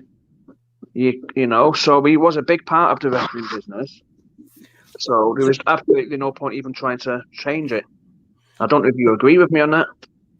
The thing is, unless it come from Nancy's family, then don't. If they asked for it, that's a different situation. Yeah. That's what I'd say about it. Do I think in general you're wrong? No, because people still learn from it being there. Because if you watch Benoit matches, whether you can or can't, that's up to you. Everyone's different. Eventually, if somebody's not familiar with what happens at the end of Benoit's life, you will eventually find it, and then you'll be, oh, so that's what happened. Okay, so now you're aware of CTEs, head traumas, and not to do drugs. Yeah. So you learn a lesson. So you're learning from what happened to Benoit. What happened to him is very unfortunate, and also, to be fair, it's one of the many things that's brought CTE things and concussions to light, which is a good thing. Yeah. But it's what it happened the way it did, absolutely. But people learn from it. People learn from mistakes and bad things that happen, and you ensure they can't happen again, or they're less likely to happen again by what happened before. Yeah. So, unfortunately, WWE's booking doesn't work that way, but the world at large does. Oh yeah. But for me, this is again another historical thing. WWE, they tend to put out what they think we want to see. They put out what Vince wants to see. Yeah, that's what it is. It's about Vince. It's what Vince wants. Vince is he's not WWE. So I was going to say WWE is an audience of one. Yeah. Vince. He doesn't care what we all want or what we think. Yeah. It's as simple as that. Every other wrestling promotion on the planet cares about their fans. Yeah. You can't say that about WWE. He doesn't. I just, for me, we all wait for the day where Vince has the reins over to Triple H to see. I would caveat that saying by we don't want him dead, but we know it will happen one day. Yeah, no, we're not obviously calling for that. What we want to see, we want to see a good product. Yeah, I was just clarifying what you meant because obviously you didn't mean how that sounded. So no, I didn't want it to sound like it. Yeah. So it's the day that Triple H takes over, or someone else other than Vince. It's for me. Triple H has got a brilliant mind for the business. Because you just okay. I do disagree with that. By all means, go ahead. Yeah, I just look at NXT, the way he runs NXT, and I think he's brought in some, top talent for NXT. I just thinking if the day he actually takes over the WWE as a whole, are we going to then see him open the doors, as it were? Or do you think he'll stick with what Vince McMahon? Do you think it'll be? I think Hunter would actually be worse. You think? Because Hunter's got his boys. He likes his boys. Yeah. And Hunter gets very stuck in his way of thinking and doesn't really listen to anyone else other than Vince because he has to. But once Vince is gone, so I think Hunter could be worse. At least Vince does listen to people. Doesn't always take it on board, but he does listen because you've got Pritchard there. We know he listens to Pritchard. Yeah. And he listens to Hunter. How much? No idea. But he does listen. Because if he didn't, the product would be even worse than it is. Yeah. It'd be just interesting to see what happens, I think, Yeah. It's a case of, Hopefully it's at a point where it's just something that happens and nobody suffers and whether it retires or whatever else happens, because we don't want anything bad happen to anyone, obviously, because we don't. No. So, but let's see. So we'll touch upon NWA now, because obviously this ain't going to take very long, because we've got NWA who've just come back to do their tapings, and we'll touch upon the pay-per-view. We're not going to touch on the TV show because there's only like 4 matches, and to be honest, you're probably better off just watching the TV show. The pay-per-view we'll touch upon because it's the first time we've really done NWA. So it's back for the attack. And the reason we are going to touch upon this is there's some familiar names in here, and one particular one which makes me question a few things. Because the result of that match. You don't know the results, do you? No, but I don't mind if you tell me. Okay, right. Cool. Just thought I should check that beforehand.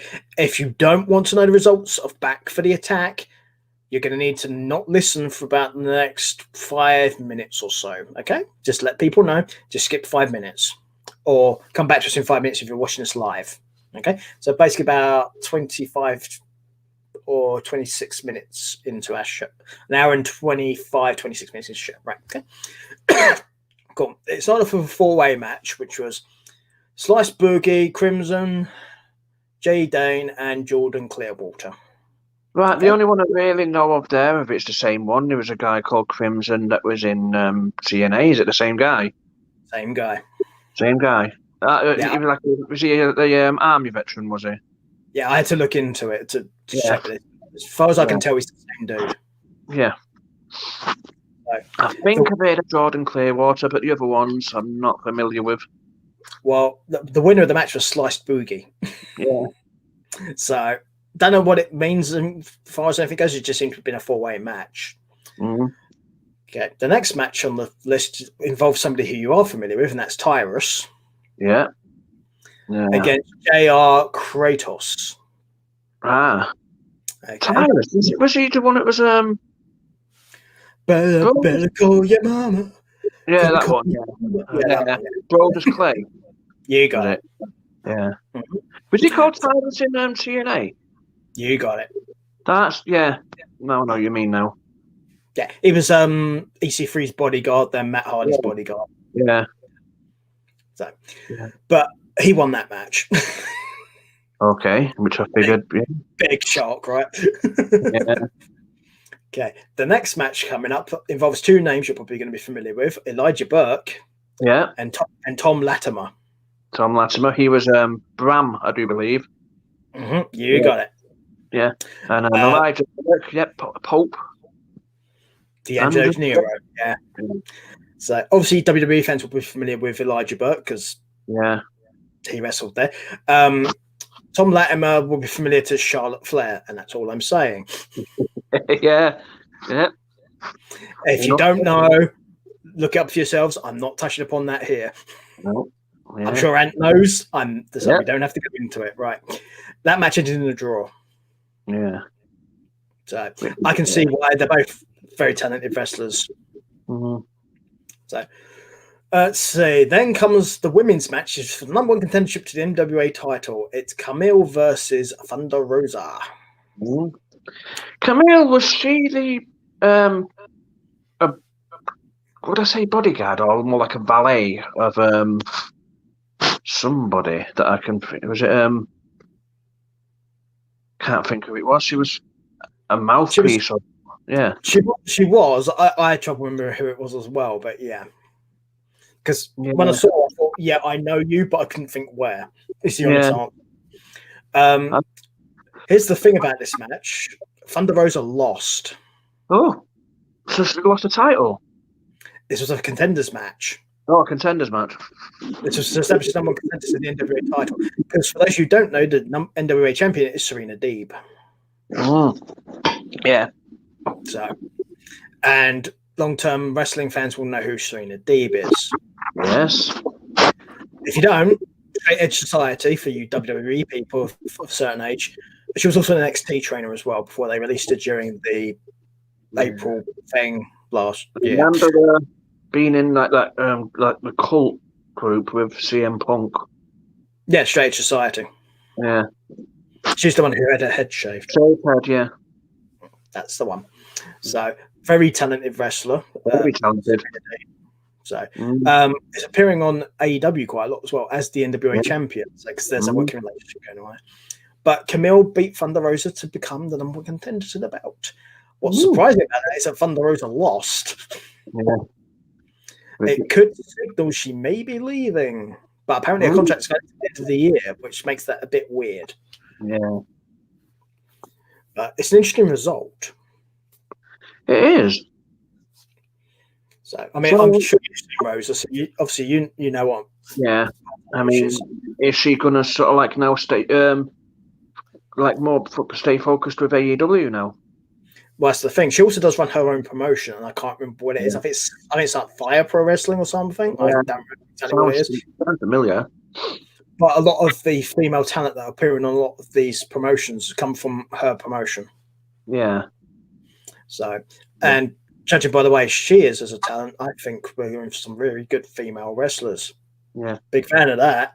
That's a good thing, because I mean, it's about time, because the women's wrestling as a whole for the past 10 years has not been great, to say the least. Yeah, it's not. There's been some bright spots. You've had AJ Lee, you had Paige. Yeah. Just few and far between. Yeah, it's a spot. Regardless of what you think about Charlotte Flair. Yeah, I'm not the biggest Charlotte Flair fan, but as a talent, for me, I think she's a great talented. Obviously being the daughter of Ric Flair doesn't hurt. Doesn't hurt her. She definitely needs to help but think that she. Wow, I think she needs a character. In all honesty, she needs about what she is. Yeah. As a talent, though, purely wrestling. In ring, great. The actual character, boring. And as I was going to say, I just kind of think to myself, she got where she is because of her dad. I think there's definitely a case for that. I mean, whether it's fully or partly. But if she wasn't the daughter of Rick, would she have been as successful? Would she have been as the champion as many times? In WWE, possibly, and the reason being, she's blonde and she's got big boobs, and that's Vince's prototype of a female wrestler. Yeah. So that's what I read years ago. Like when any women were to join a WWE, the first thing they were told to do was to, get breast implants. Yeah, I'll actually get back to that in a sec, because once we finish going through this, we'll round back to WWE standard stuff, because something happened which you may not be aware of, which is going to probably mean a lot of that may be happening again, but we'll get to that in a minute. Right, so we've got 2 more matches to go on this show. Trevor Murdoch versus Chris Adonis for the NWA National Championship. Yeah, he's quite a master, that Chris Adonis, isn't he? Yeah. Yeah. Would it surprise you? Yeah. Sorry, go on. I know Trevor Murdoch. Yeah. Hillbilly kind of character almost. Yeah, Murdoch won the match. Is it redneck is the right word, is it? Yeah, basically. Yeah. So, but yeah, Murdoch won. Yeah. Can't complain about that, because I think Murdoch's got some talent. Yeah. So, despite disparaging things like people say about Adonis, I think Adonis has his uses, absolutely. Yeah. He'd be a fit with a faction in the. I mean, it's very similar to the Wardlow kind of. Yeah, so and get stand behind somebody. Yeah. Yeah. He'd be paid to slap people about, Well, on the independents for a few years there, him and Carlito were a tag team. Yeah. And you could see why, because it worked. Mm. They were called the Masters of Cool for some reason. Don't know why. I know. I wonder why. No. But I see some of their matches. They are a good team. Yeah. So. Well, that kind of thing would work for me, because you'd have, Carlito would obviously be sort of like the cocky, sort of like, dead ones start getting, all the mouth in the world, and then when someone comes and goes to give him a slap, he'll hide behind, Chris Masters. That's pretty much how it was, yeah. Yeah. You can probably find the matches out there if you look for them because they did quite a few together, and yeah, it's definitely worth checking out. The last match is for the NWA World Title, which is Nick Aldis versus Aaron Rex. Now, Aaron Stevens, I should say. Aaron Stevens, I'm sure some of you will know as Damien Mizdow. Yes, the intellectual savior of the masses. Mm-hmm. Yeah. Also, the stunt double. Yeah. Is probably the funniest thing I've ever seen in my life as far as WWE goes. Mm-hmm. And Nick Aldis was Magnus in TNA. Yeah. Some of you may be familiar with Nick Aldis, of course, because if you watched All In, he fought Cody in the title match where Cody actually won. Yeah, and he's also banging Mickey James as well, so, you know. Husband and father of a child. Mm-hmm. That's what I'm saying to that. Good job, Nick. Good job. And Nick won the match. Yeah, well, there's a surprise. You know. So, but two very sound wrestlers, so I'm not surprised. I think Aldis. I've got nothing against any of them. Yeah, Aldis as a wrestler is definitely better. Yeah. But yeah, some sound stuff really. But that's pretty much the pay-per-view as it goes. Yeah. So, but yes, I'm going to touch on this before we finish. The standards for women when WWE recruit have been a certain way from that because they're independent women who got work rate, accountability and stuff. Yeah. However, in the last month or so, they rehired John Laurinaitis. And John Laurinaitis' prototype when he was head of talent relations, this is what he's been hired back to do, by the way, was women, blonde, big boobs, basically the diva era wrestler. Yes. Yeah. So. Yeah. Look forward to more of the divas. Yeah. I never liked that term diva. Never liked it. No, just because you are one, but still, you don't like it. No. Because for me, diva's more like a singer, you know. Well, diva's like Mariah Carey. Yeah, someone like that. Yeah, or one of those big stars, like big opera stars, or like Mariah Carey, Beyonce, those kind of people. Yeah. Those are divas. Not that I like any of them, but yeah, but that's what it was. Well, no, you don't have to like them, but it's just descriptive. Yeah. So, I mean, but Laurinaitis. Yeah. I never liked Laurinaitis as a wrestler. He sucks in as a backstage talent. Oh, the power to the people. Yeah. Yeah. Yes, but let's go take the mickey out of him being Johnny Ace for a minute because this should be funny. Him and Shane Douglas as the dynamic dudes. On skateboards, was it?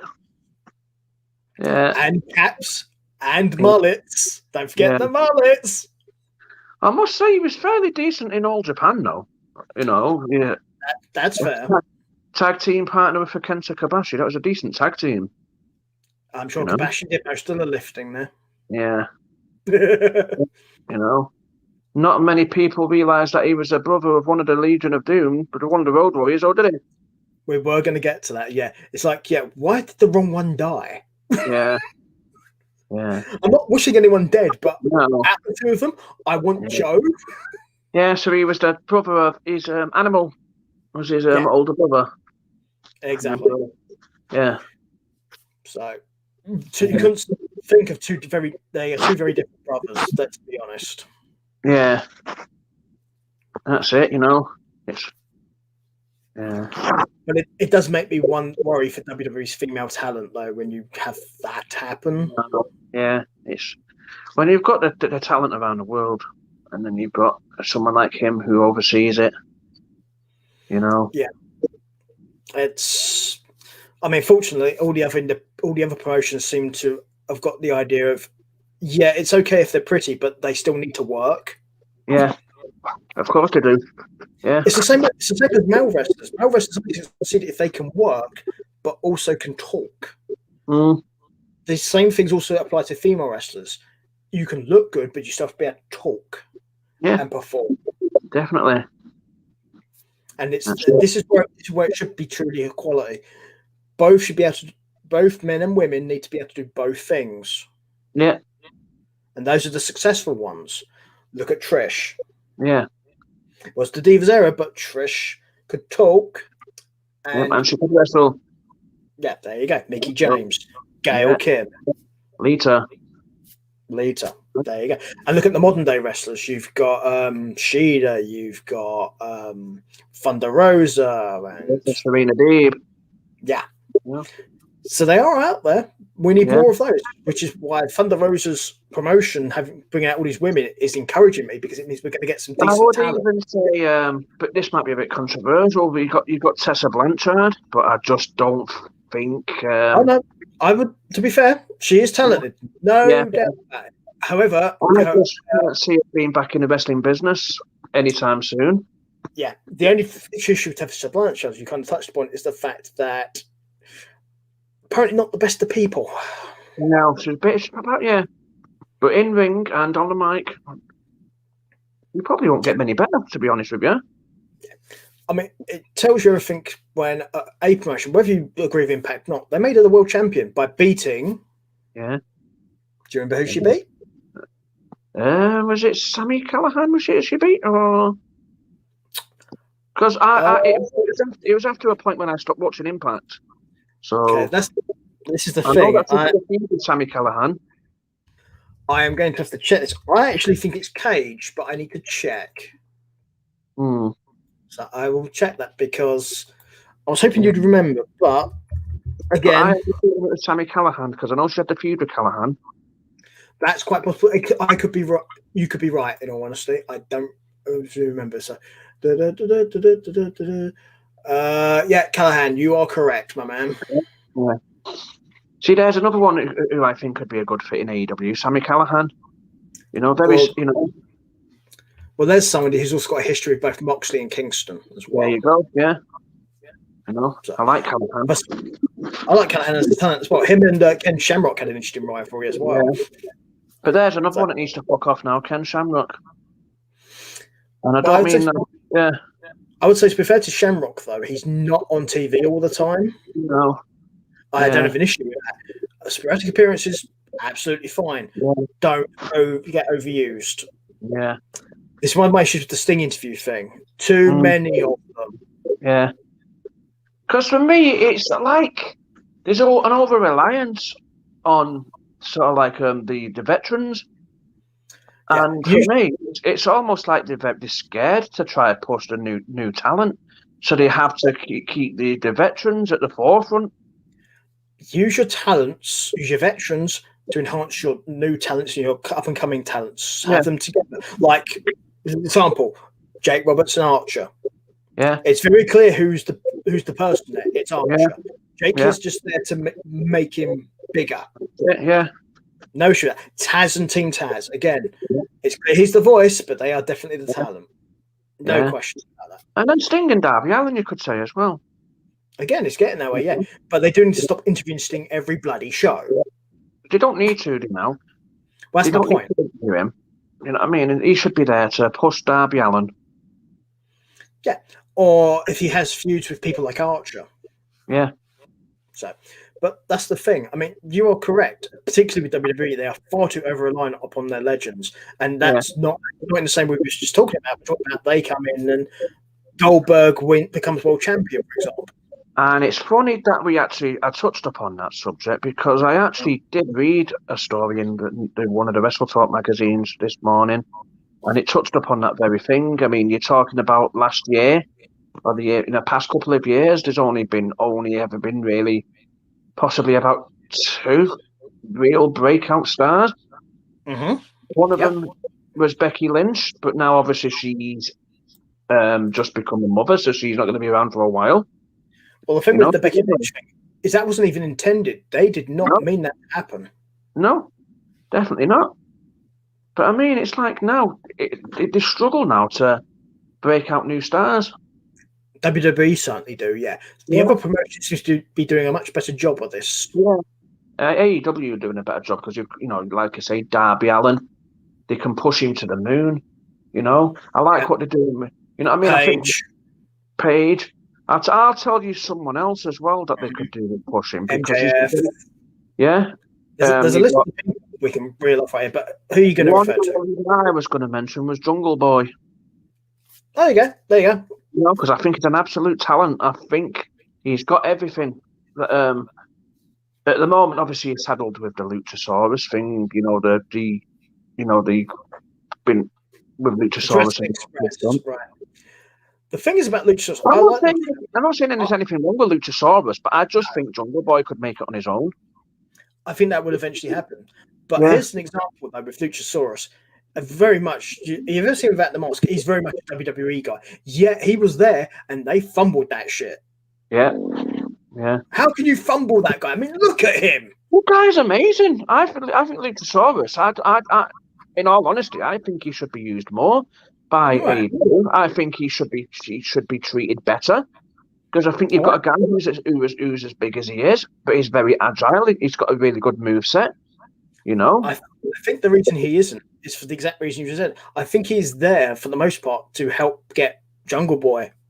Yeah, possible. Over. That's possible. Let's get to the next step. I don't think that's a bad thing for him to do, but I think ultimately when they split, it will happen eventually. Yeah, it'll probably be beneficial for both of them. But I think starting off with being together with the lack of experience they both had is not a bad thing. That's it. And I think with Jungle Boy as well, being sort of like the son of someone famous. Luke Perry, for those of you who Perry, 90210, Beverly Hills 90210. And Riverdale, for those of you who watch Netflix. The what program now? It's Riverdale. It's based on the Archie comics. Oh, my daughter watched Riverdale. Yeah, he was in it until literally he died. Yeah. So he was one of the parents in it. Luke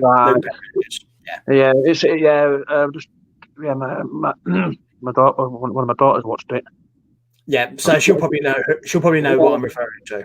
It's not something I'd watch, kind of thing. No, it's very much a teen thing. So yeah. But that's an example. Yeah, it's an example of it, definitely. But obviously, famous parent, but he still works hard. He's still doing his best. Stuff. I think he'll definitely get it.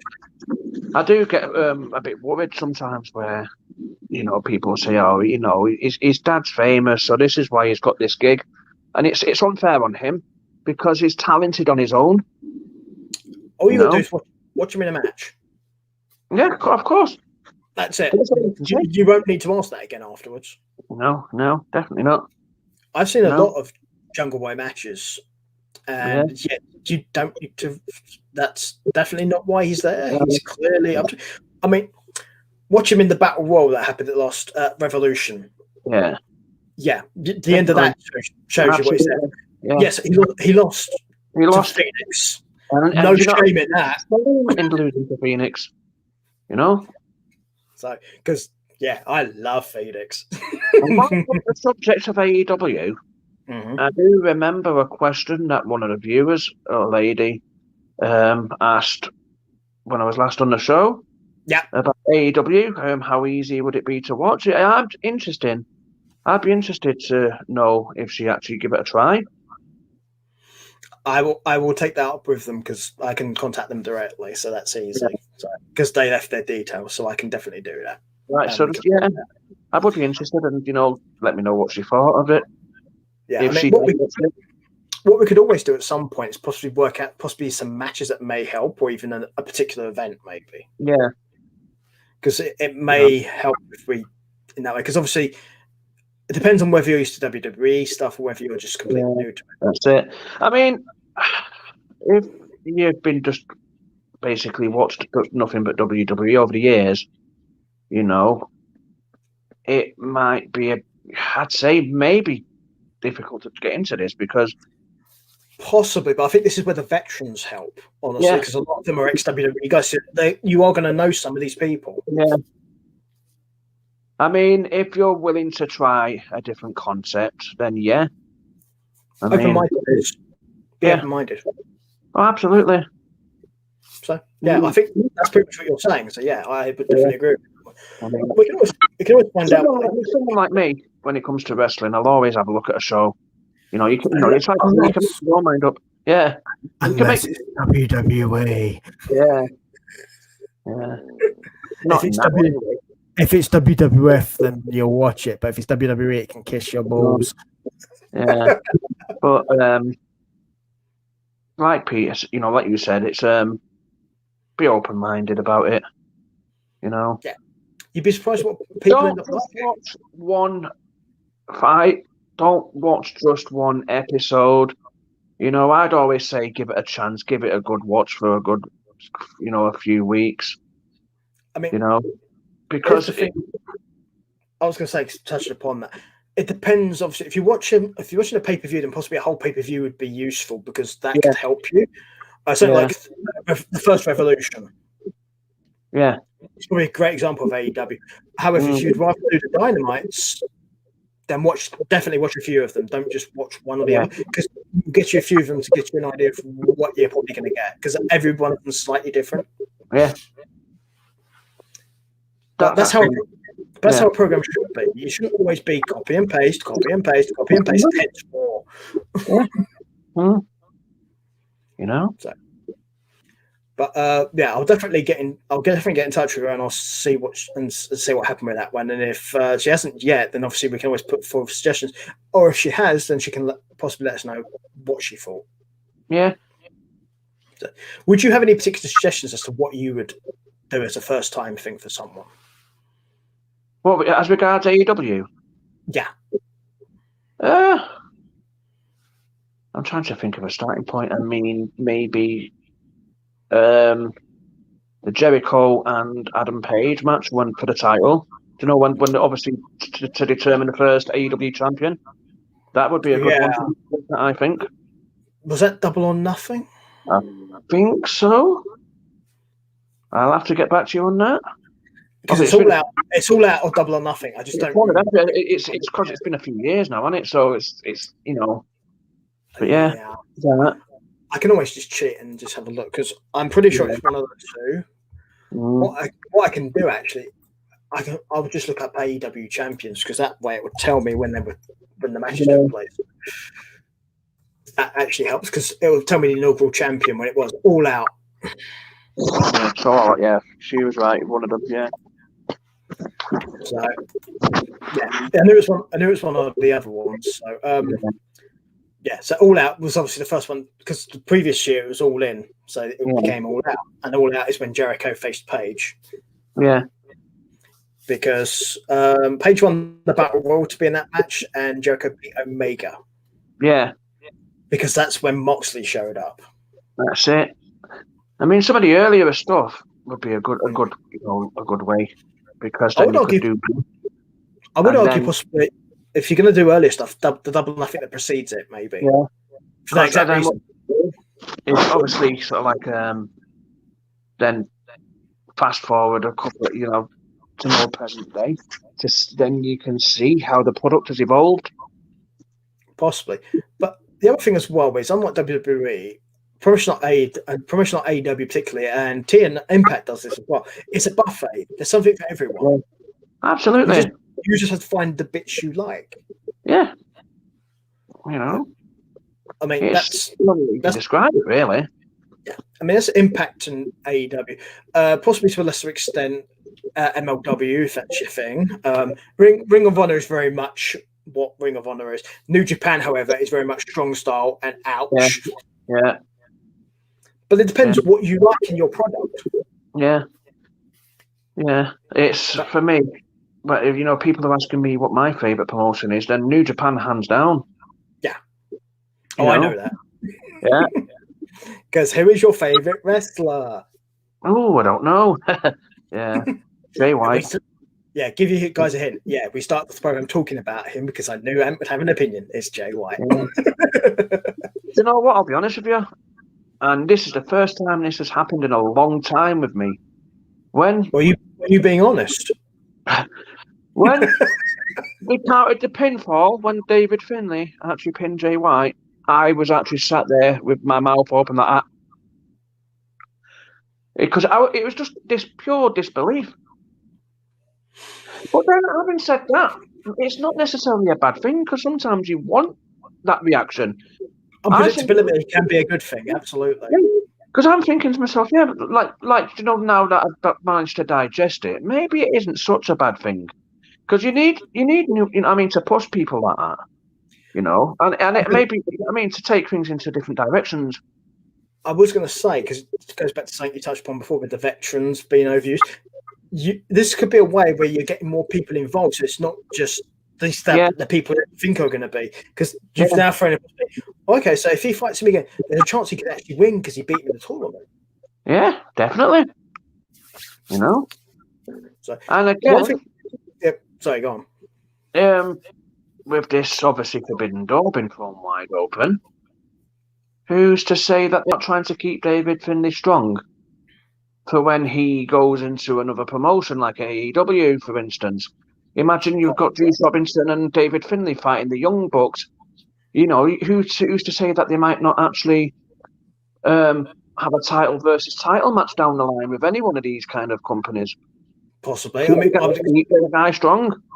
I would expect at some point that Juice and Finlay will have to fight the Good Brothers again as well. Yeah, there's another one. Yeah. And that could even end up... Who's to say that the Good Brothers couldn't end up back in New Japan? I wouldn't be surprised. You could actually have it on Impact soil. You could have it on New Japan soil. Yeah, and the way things are at the moment, because everyone's working together, except for the one in New York, it's certainly possible. Definitely. I mean, I'm glad this kind of thing's been happening because it makes it more interesting. I mean, it's like I'd like Ring of Honor to be thrown into the mix. To be honest with you. Yeah. I mean, I'll get to why Ring of Honor could be complicated, but we'll get to that in a minute. I think the reason why we all like the Forbidden Door theme, this goes back to something I said before. It's unpredictable. Yeah. And you just don't know who's going to show up where. We like unpredictability. Think about the Monday Night Wars. We love the surprises. Who's going to show up? Who's going to do this? Who's going to turn? Who's going to join the NWO? And then when Rob Van Dam hopped over the guardrail, when Tommy Dreamer hopped over the guardrail, it's like, whoa. When Paul Heyman came in, People like stuff like that. Yeah. I mean, go back a few years earlier than that, when they had the tie-in with USWA, and you had Jeff Jarrett sat in the audience, And then Jerry Lawler came and obviously started with the commentary and stuff like that. It was something new. Yeah, ironically, WWE was Jerry Lawler's pension. Yeah. Which is funny when you think about it. But the reason I was going to come back to Ring of Honor, and I will do, is I think the reason why Ring of Honor may be a bit of a sticky issue is because they're owned by a conglomerate, which is Sinclair. And I think that could be the broadcasting company. Yeah. Yeah. Possible. As opposed to all the other ones who are just owned by individuals who happen just to work for them. I mean, AEW's Tony Khan, who happened to be on TNT, an Impact or an Access. Yeah. Because I mean, the company that owns Impact happens to own Access as well. Yeah. But it's not a direct thing. But Sinclair is a multinational conglomerate who are less likely, I think, to be open to people going backwards and forwards because they're going to look upon it possibly as being almost like WWE. Yeah. That's our talent. What are we getting out of it? And that's the only way they're going to look at it. Yeah. I may be wrong, but I think that could be why there may end up being an issue for that reason. Possible. Also, I'll also point out with the Forbidden Door thing, don't forget AAA and obviously all the ones in Mexico as well, because that's a thing. Yeah. Also, when things open up, you might get even more European wrestlers involved as well. Yeah, that can't be a bad thing. So, because at the moment, PAC's having to do some interesting logistics to make AEW tapings, but when it gets easy to do so, there's a whole range of UK independent talent who would quite happily appear on these shows. It's where we got Ben Carter from, for example. I mean, obviously ended up in NXT mainly because he couldn't afford to not be. You've got Rev Which got plenty of them out there. Yeah. Rev Pro Wrestling. That'd be a good tie-in. Yeah. The possibilities are endless. Obviously, there's the ones in Australia as well. If we're going to go further afield. Yeah. So there's bound to be in South America. There's always something going on. Puerto Rico again. Yeah. there's lots of possibilities out there. Again, it depends on who is happy to be involved. And for a fan's point of view, we want them all to be involved. Yeah, it'd be great. But unfortunately, some of them are just, for whatever reason, they're just never going to do it. Mm. The one in New York springs to mind. So, well, technically the one in Connecticut, but let's just say New York because it's what everyone calls they always used to call them New York, didn't they? Yeah, that's why I keep saying New York rather than Connecticut, because Connecticut is where it's actually based. Yeah. So it's also the way Omega referred to it on Dynamite as well, which was hilarious. He's like, I'm going to go to New York. Well, yeah, that's just Times Square. There's no wrestling there. You'd have to have gone to Connecticut. Again, that's the other thing that made me laugh the other day when he was being introduced, Kenny Omega, where he said he had the match in Japan and not North Carolina. Yeah, that needs to stop. I understand why it popped you for obvious reasons, but for me, that North Carolina crap needs to stop. It's one of many reasons Omega gets on my fucking nerves. Yeah. So the entrance is also lame. Mm. That needs to stop. Yeah. With the women with the sweeping brushes. Yes. Yeah. That shit needs to stop. It ain't clever, it ain't cute, it ain't funny. No. Probably never will be either, to be fair. No. I mean, I understand he's a gamer or something. Do something video game related for an entrance, you know. I'd understand it. Yeah. You know. Or something Japanese related. Yeah. Yeah. Again, I would understand that. It makes sense for him. Like, but a bunch of women bringing out brooms to show who's the cleaner. Yeah. Oh, yeah. There's just another... this is what I think of that. Yeah. Yeah. Yeah, when you just said something about Japan then, it's just made me remember something from New Japan. You've got Yo, who's come back from injury. Okay, yeah. He's laid out the challenge for him and Sho to challenge for the tag team title, so that could be interesting. I think so, definitely. Yeah, you've made the tag team Roppongi 3K, haven't you? I have, yeah. Yeah, so that's who they are, Sho and Yo. Yeah, it's why when you say it, it's like, oh, hang on. Yeah. Yeah, because Yo had been injured for about 9 months, and now he's back. Yeah, so I vaguely remember hearing that happen. Yeah. So, but I'm glad he's back, so this should be interesting. I like Roppongi 3K. Yeah. I don't know if you'd remember. Well, the thing is, it's always good to have talent back, regardless. But there was a tag team called Roppongi Vice. You know, Rocky Romero was in a tag team called Roppongi Vice. There was Rocky Romero and was it Trent Beretta and Rocky Romero? That's it. You got it. Was Roppongi Vice, and then obviously when they've gone to Japan, they become like Rocky Romero. Then got the tag team together, and they became Roppongi 3K. Yeah, there you go. Yeah. So good. Yeah, we know what Trent Beretta's doing nowadays. Of course, yeah. Yeah. Currently covering from injury, actually, but yeah. But yeah, that's a good tag team. Him and Chuck Taylor were a good tag team, I think. Yeah. Yeah. Here's one. This guy. Yeah. Needs to wrestle less. Do you think he's overdoing it? Yeah. Yeah. Because a gimmick like that works if you don't overexpose it, and the danger of having it being far too much. Yeah, I think so. So yeah, I think less is more. I would say, in fairness, I think a lot of that has also to do with the fact that, as we just mentioned, Trent's injured. Yeah. So him and Chuck are having to do a lot of work together. And even though I do like Orange Cassidy and he's one of my favourites, I do agree with you. I think it's a case of too much can be a bad thing. Yeah, I like him, but this is why I'm worried about it, because if you do a gimmick like that too much, it is going to have a watered down effect eventually. Yeah.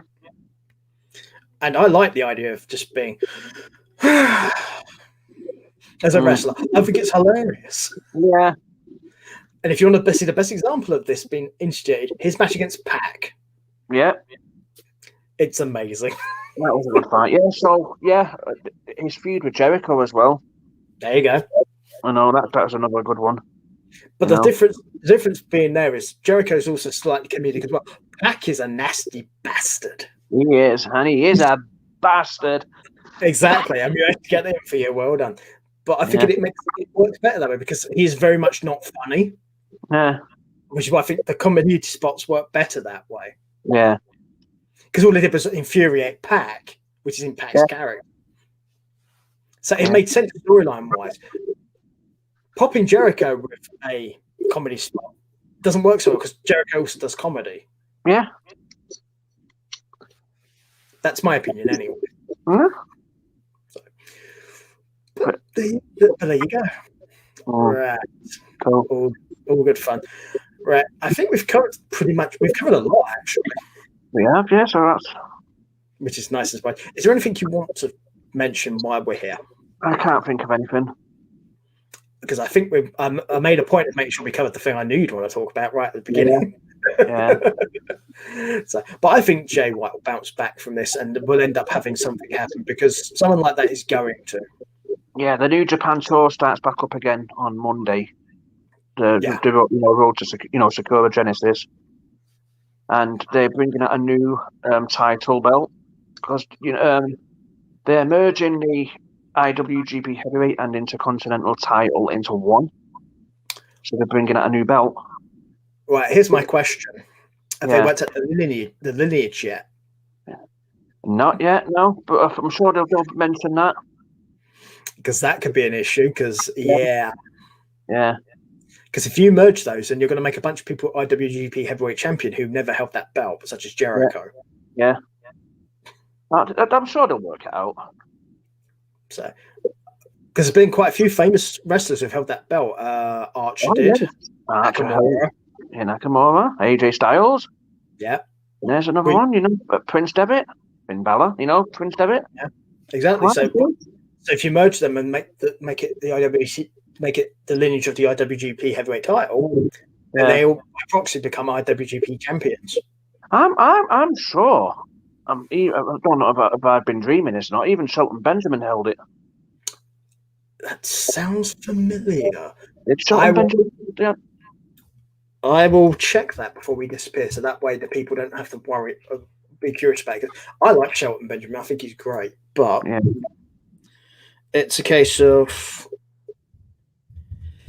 it's not that well used. So let's see. Continent. Okay, let's just do champions. It'll be easier. For some reason, it didn't seem to actually like the. I tried putting it into. I tried to put it in Continental. It didn't seem to like the word Intercontinental, which is weird. VP Intercontinental, yeah. Yeah, so okay, let's bring this up. Here we go. Right.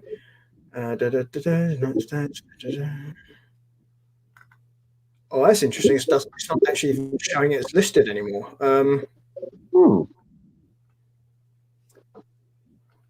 Yeah. Oh, the other one, an easier way of doing it, you could just search Shelton Benjamin and look at his compliments. Yeah. So I got it. I managed to find the place where it was listed. So, right, let's see. There's been a lot of them. We'll go through it very quickly while we're here. The very first one was MVP. Oh, yeah. So there's one. Maso Tanaka. Rory Goto, Nakamura. Losombra, Nakamura. Tanahashi, Nakamura. Bad Luck Fale, Nakamura. Goto, Nakamura. Omega. Elgin. Naito, Tanahashi. Suzuki. Naito, Jericho. Naito, Ibushi. Naito, White. Naito, Evil. Naito, Ibushi. It might have been MVP I was thinking of. I knew there was someone like I think it probably was, to be honest. But he was the first. I think it's because they did a lot of work together in Japan, Shelton Benjamin and MVP, so it could be. They're also together now on WWE television. Yeah. They're in the Hurt business together. Yeah. Well, MVP might be getting kicked out of the group at some point. So. Well, he's the leader. Yeah. Again, I think it's a case of where he's going to get kicked out. So. Well, we'll see. Yeah. There's there's a man who made the most of an opportunity. He went, he did the Royal Rumble. They said, "Yeah, can you be a producer for us backstage?" And that's sure. He got he did so well on screen talent. They put him in stuff action and made him the leader.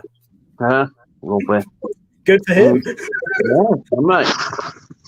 Yeah, so no, not that. So with that list of New Japan Intercontinental Champions, may the title rest in peace. We'll see what happens with it. Yeah. From this point forward. So basically, regardless of anything else, Ibushi was the last champion, and he's currently the IW champion anyway. So we'll see what happens with that. Yeah. So the next major pay-per-view of any kind, I do believe, is actually probably Secure Genesis. Yeah, that's next week, and that's where Ibushi Kota's defending against Will Ospreay. Yeah. So we will touch upon that obviously when it happens and everything. So obviously, if anyone's got any comments or feedback or anything they want to give to us, then by all means do so, because this stuff's good for us. And I just remembered I didn't do something which is very naughty of me because it's kind of important. Shouldn't that be in the show? I need to actually wait for something to finish loading because I'm an idiot. So once it finishes loading, anyway, the viewers will know what this is anyway. Obviously, you don't, because I'm guessing you don't watch the other shows because you don't have the time. Is the honest answer. You have children. Okay, so now it's ready. So, guys, if you want to help support us our shows, we have a Patreon. Please check it out. Different levels, different tiers, and you can help support the shows and help us with content. There's bonus shows and extras as well as merch. Next description, check it out. And still does not have social media. You can contact him on because he doesn't want to talk to people. He's anti-social. Is that pretty much it? It's either that or you might not like what I have to say to you. He's selectively social. Let's put it that way. Yeah. Do you think that's the best way of putting it? Yeah. And has his opinions, and you may not like them, but he does have his opinions. And he's been my friend for a very long time, so I'm used to what he says. It does not bother me because I like people who talk the truth and honest from their own perspective. Review is nothing entirely. I have respect to people who are truthful. Yeah, you can either like what I say, or you can, don't give a fuck either way. Yeah, or you can fuck off, basically, yeah. But with that, ladies and gentlemen, I hope you've enjoyed the show. Let us know any feedback or comments you may have. Do support if you can. And with that, we will say goodbye to you all.